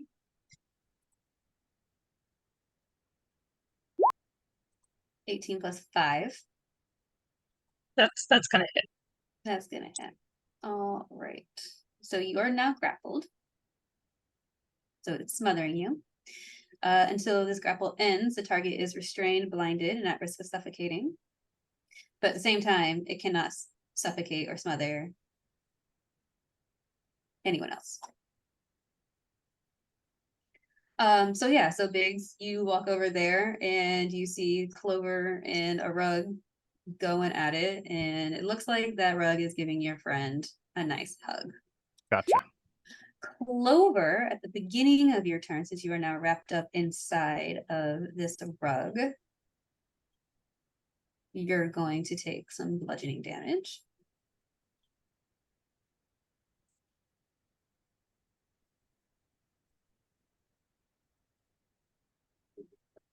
So you're going to take 9 points of bludgeoning damage. Okay. And you can try to get out of the grapple. So a strength check. Just a strength check or strength saving? Or is it? Or it doesn't matter. You're trying to break it. Yeah, it's just strength. Yep. Oh, that's a nat 20. Nice. Nice. So you break out of it. Do you want to do a bonus action? So the breaking of it is your action. You have your movement and you have your bonus action. Yeah, I will bonus action use my rabbit hop because I'm a air, and I will jump 15 feet. And that doesn't provoke opportunity attacks. Nice. Very nice. Jump. Yeah, I'll jump out of the room. I don't know what's over there. I don't trust it. So I think that's yeah, I can get out the door completely. Sounds good. Are you on the outside of the door? Do you see? Yeah, I'm just like on the stairs. Just kind of like burst out of the rug and jump out. All right. Thornton's in. All right. So these guys have all taken damage, right? These one, oops. Yeah. 1, 2, 3. Okay, cool. What are you on, 4?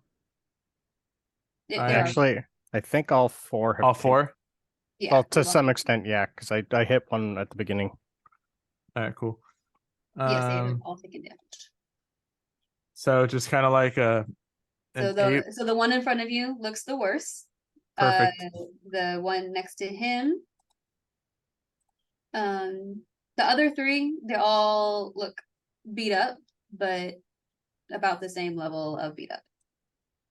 Perfect. All right. So just kind of like a ape killing assembly line. I'm gonna attack this one right in front of me. This one I will use a warhammer on. So I will roll the hit on him. Okay, That'll be 21 to hit. that's gonna hit.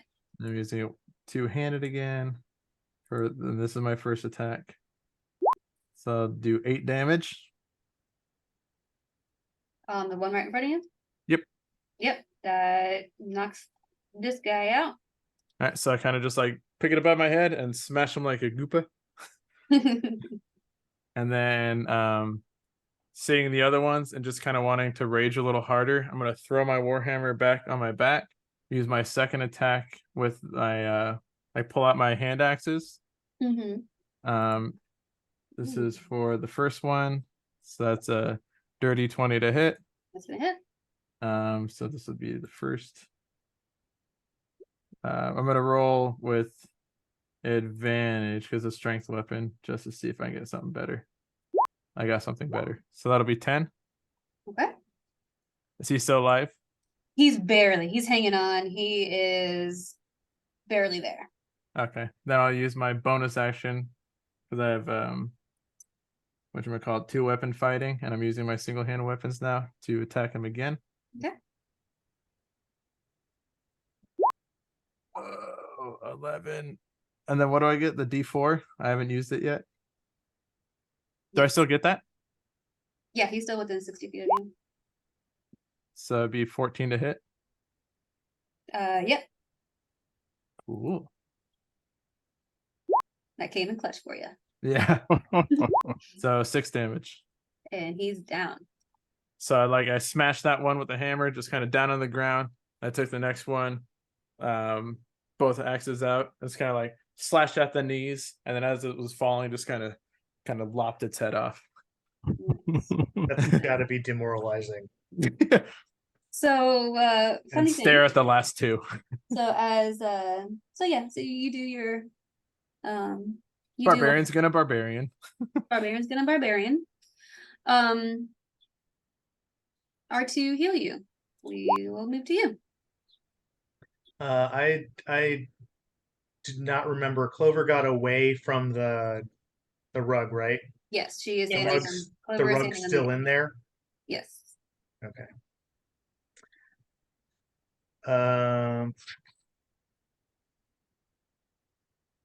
Gordonson still seems to be doing okay. Okay. I will waddle Feel free to over. hold your action if you would like. Boop, boop, boop, boop. Did the rug go back to being not a rug? Or to pretending to be a rug? The door is still open. It's still gonna be trying to go after Clover. Oh, I did snooze it up though. I'm still rocking fine traps. Do I see any other traps No. through my line of sight? No.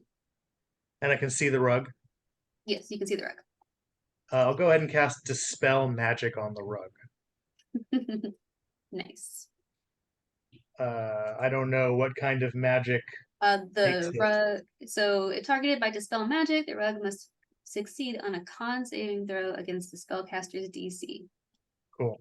So, its Constitution is +0.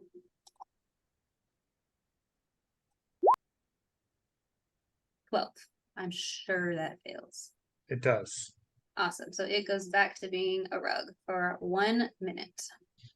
I make a threat detected noise. Whoop, whoop, whoop, whoop. And then like a beam shoots out of my eyes. And the rug like falls down. I do another like twirl to make sure everybody's alive. Yep. And then I stop the combat beeping because I don't see anybody in combat.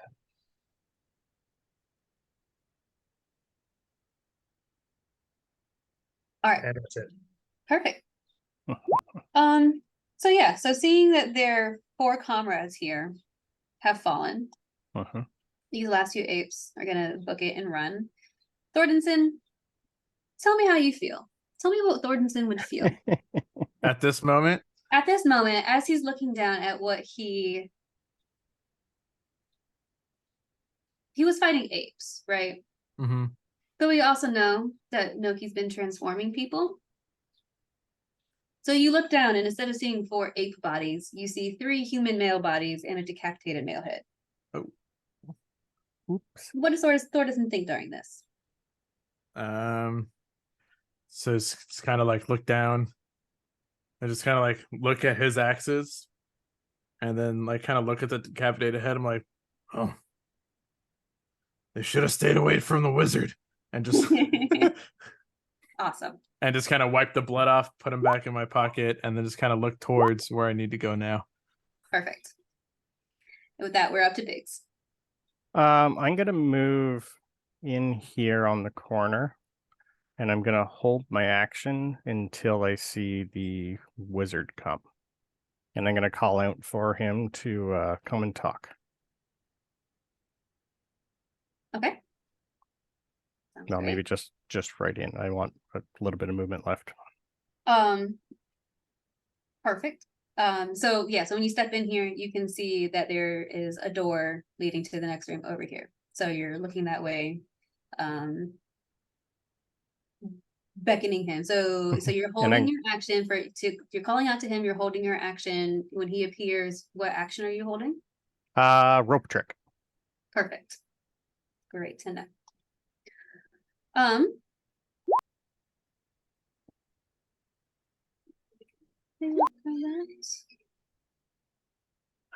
Clover. Okay.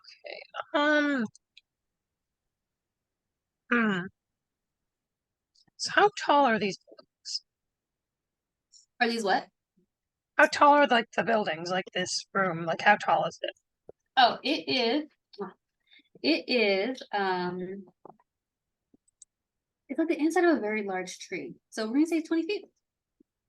Okay, so it's pretty high then, huh? Yeah. Mm. Pretty So I won't try to fly over it then, because that's gonna take a while. What should I do? I guess if we're just waiting. Yeah. As a free We're action, I'm just gonna tell everyone just stay Yeah. back and let's see what happens. I'll just kind of step in the room a little bit and I'll wait. All right. Then indeed, he does. Through the door, Noki appears. And seeing, come on, Noki, up here. Move your butt. So Noki appears. And he has this wand in his hand. And he looks poised and ready to attack. As soon as I see him, can I use my action? Yes, that Okay. you were holding. I am going to look at the two guys beside me. Tell them to take care of my donkey. I'm gonna run up right in front of them, cast rope trick, like just so I can duck in it and jump through. Mm-hmm. And I do have a bag of holding. So everything within 10 feet of me is going to get sucked into the astral plane, including him and the rug. Including Him and the rug. and the rug. And me. Interesting. I love it so much. I love rope trick. And the wand. And the wand. Yeah, I don't care about the sheep. He was treating this guy like crap. There's also all the people that he turned into animals. Yeah, but I don't know if that's going to do anything when he's in the astral plane. And at this point, I wouldn't care. That's a one-way trip, huh? It is. Is one way. All right, let me think on this. This is so fantastic. This is so wonderful. When you stick an extra dimensional plane inside another extra dimensional plane. It explodes in on itself. Yeah, that's why artificers are great. Yeah. If I had time, I would have cast Mage Hand and did this, but I don't have that kind of time.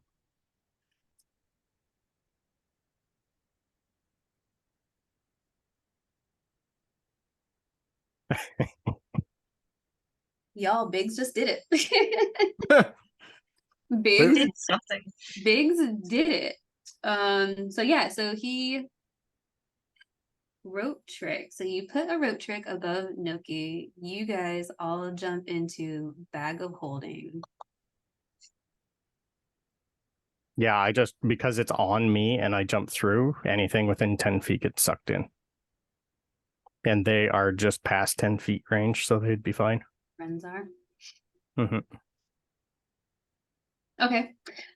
Clover. So yeah, I would come right Yeah. here. So Clover, you being the closest person to all of this, you see your friend that you haven't really known super long, but you just watched him suck the big bad evil guy, the rug that was kicking your butt, and himself into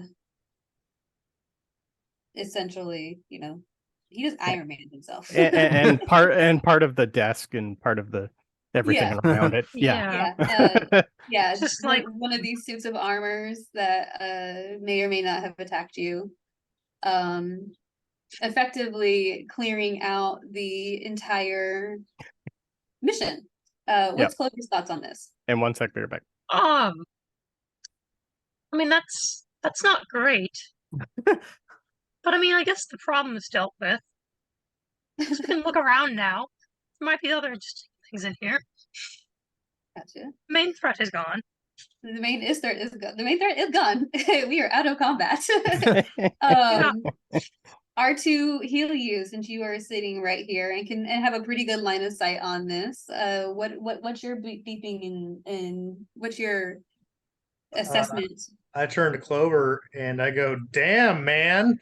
And I utter the first words that I've ever spoken. Probably more I shocked was by the just fact gonna you can dispel talk than it. whatever just happened. Like, you can talk. Yeah, the whole time. It's the best way to get rid of any big bad. Works on dragons. Yeah. Keeping just seems to work better on non-mechanical beings.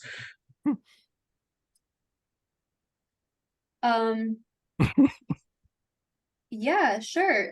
Thordenson, you were starting to head towards your friends inside of there. We're out of combat, so feel free to join them. I guess I'll just finally use my my boots. I just be like, I'm coming, guys. Throw my winged boots, land right here, and then I'm very confused. I continue to beep. I don't let Thornton know that I can speak. If you tell him, he'll never believe you. Never believe it anyway. So yeah, you guys are more than welcome to search through. Fenethir shows back up. What's in the rest of the place? Not a lot, to be perfectly honest. There are books on like magical, arcane kind of things, history books. There might be a romance novel in there or two. Maybe Noki was actually working on those in his downtime. Inside of the other room, you find a kitchen and a dining room and everything. Noki was the apprentice. He didn't have any magical inclinations of his own. He was he was using Fenethir's wand of polymorph to do all of his experiments and trying to learn how to do it, but he was not blessed with those gifts. Does the sheep show up? The sheep does not. Well, so the sheep does show up. And he's very angry. Like he's blah blah blah blah blah blah blah. And he just starts kicking any remaining furniture. I can cast Dispel Magic on the sheep now. And could have from the start. You could. You would have to roll for it. Yeah, all right. Yeah. Let me I see. also forgot that I have speak with animals. Could have I been was about to talking. say, Thordenson, if you wanted to speak with him now. That's funny. This is like looking at me like, hey, buddy. Does Thordenson remember that it's not just a sheep? Like, how intelligent is your barbarian? Not very intelligent. Just saw Sheep walk in the room, and it was just like, "Hello, hello? What are you doing here?"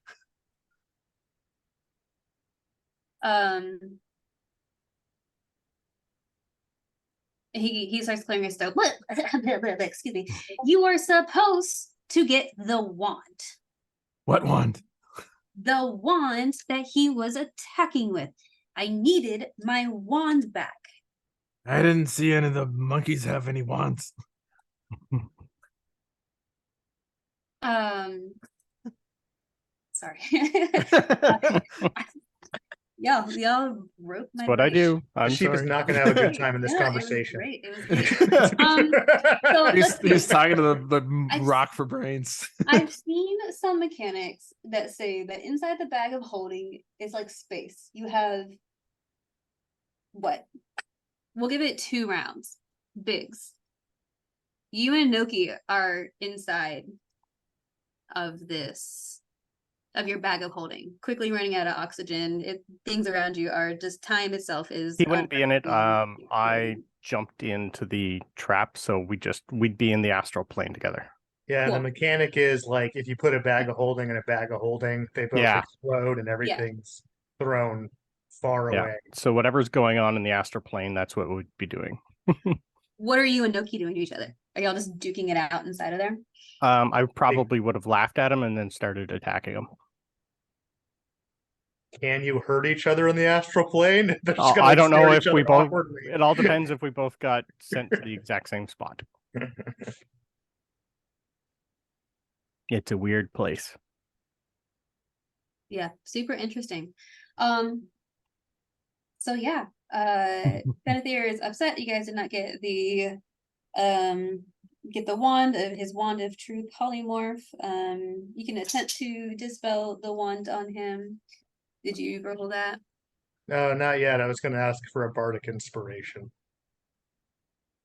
Wait, do I have?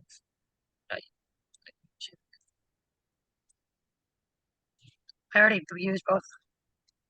Dang. Okay. What kind of roll is it? I thought blah blah. Well, I can tell you right now, any transformations done with this modified wand of true polymorph, and he tells you, because he's back to, well, he's speaking to Thordenson. He tells Thordenson, who probably can't relate. I'm still kind of in a rage. Sure, wand. I don't know. So he says you have to be a 9th level or higher to a 9th level spell is the only thing that is going to change him. So Thordenson, you've inherited a sheep. I got this. Coming And with me? I guess Biggs's donkey. I just have animal companions now. All throughout the Wahoo. Just a ship.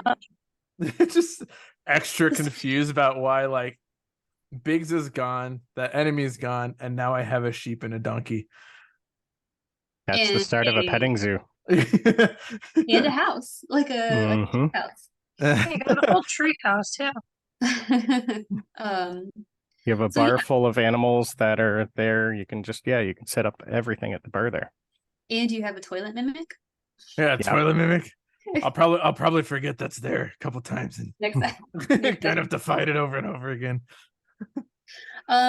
So yeah, so that was one of the most insane endings. Great sheep chase that I have ever had the pleasure of running for us, or any of my friends on this channel. I have been told that during the stream we have managed to raise $380 for the Hordes Collectible fundraiser. So thank you all. That's so awesome. much. Thank you all my players. And we still have 2 more games this weekend too. 3 games. 3 games. That's right, because there's We one have coming 3 on now. games. So, yep. So, here in about 5 minutes, we are going to here in just a few moments, we are going to be raiding over on Wiley's channel. He's going to be putting together, he has a game tonight and a game tomorrow morning.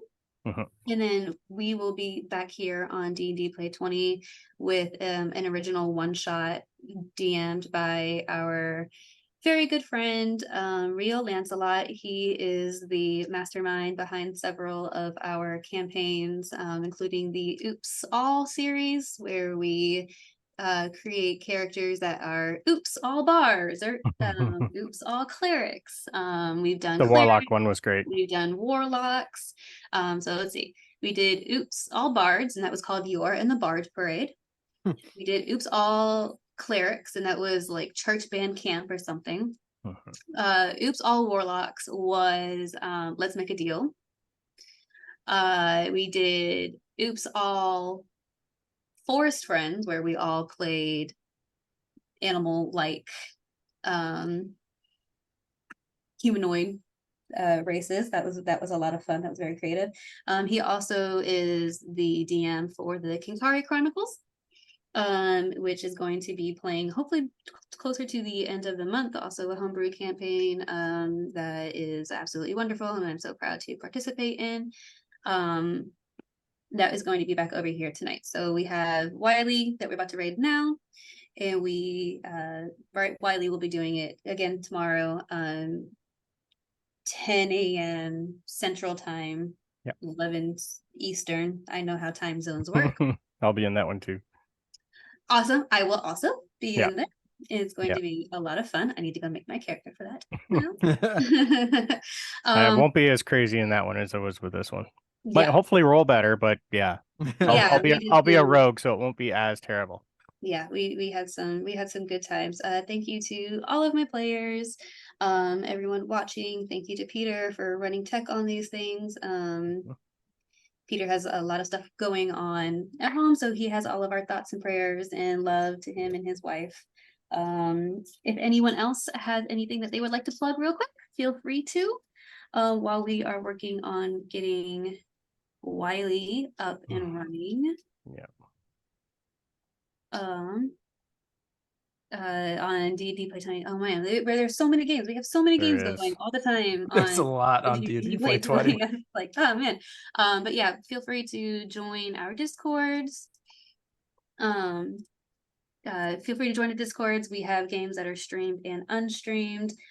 Games that we have a really great DM by the name of Belvedere who runs a drop-in game, basically. So anyone who has some free time during certain times, during the days, weeks, can drop in, play for as long as you want, dip out. That is been a great addition to our server there. Peter and And- I are in a Strixhaven campaign on every other Saturday at I think it's 10 or 10:30 a.m. Eastern. We should be here this Saturday in a week coming up. That's been fun. Very nice. Yeah, we got Peter's DMing myself and some other maniacs in the Dragonlance campaign. We're every other Monday, so we'll have this Monday off, but we start up back again on the 19th. That's at 8 p.m. Eastern. Frost Maiden Tuesdays. Frost Maiden Tuesdays. Is Legend still going on Wednesdays? I believe so. Yes. And think so. then what about Strahd still going on? Strahd just started. We Just started a just started. brand new. Yep. So that'll one of be our- Yeah, it's Right. a monthly. Yep. Okay. But you can. Oh, yes. Right. But you can Yeah. go watch the first episode of that here on our Twitch page. And yeah, thank you again, everyone, so much. Are we ready? Yep, so Wiley just texted me saying that total raised so far is $880 for the Cool. for the first leg of our fundraising. Thank you everyone. The GoFundMe link will be active for a while. So please continue sharing, donate if you can, share if you can. And thank you from all of us. This was a lot of fun. Thank you for all my players, putting up with Yippers. my procrastination. Yeah, you guys absolutely awesome. I can't get over the just throwing everyone. Yeah. Thank Yeah. you to my brother over there who my children at his house. Beep boop. Beep, beep. Yeah, that was great. And he Audrey- runs down a coin and now he just powers off. And yeah, so we are going to get ready to raid over there and kill some time. The welcome screen is up. Mm-hmm. And yeah, here we go. We're raiding. Thank you, everybody. Adios. Thanks, everyone.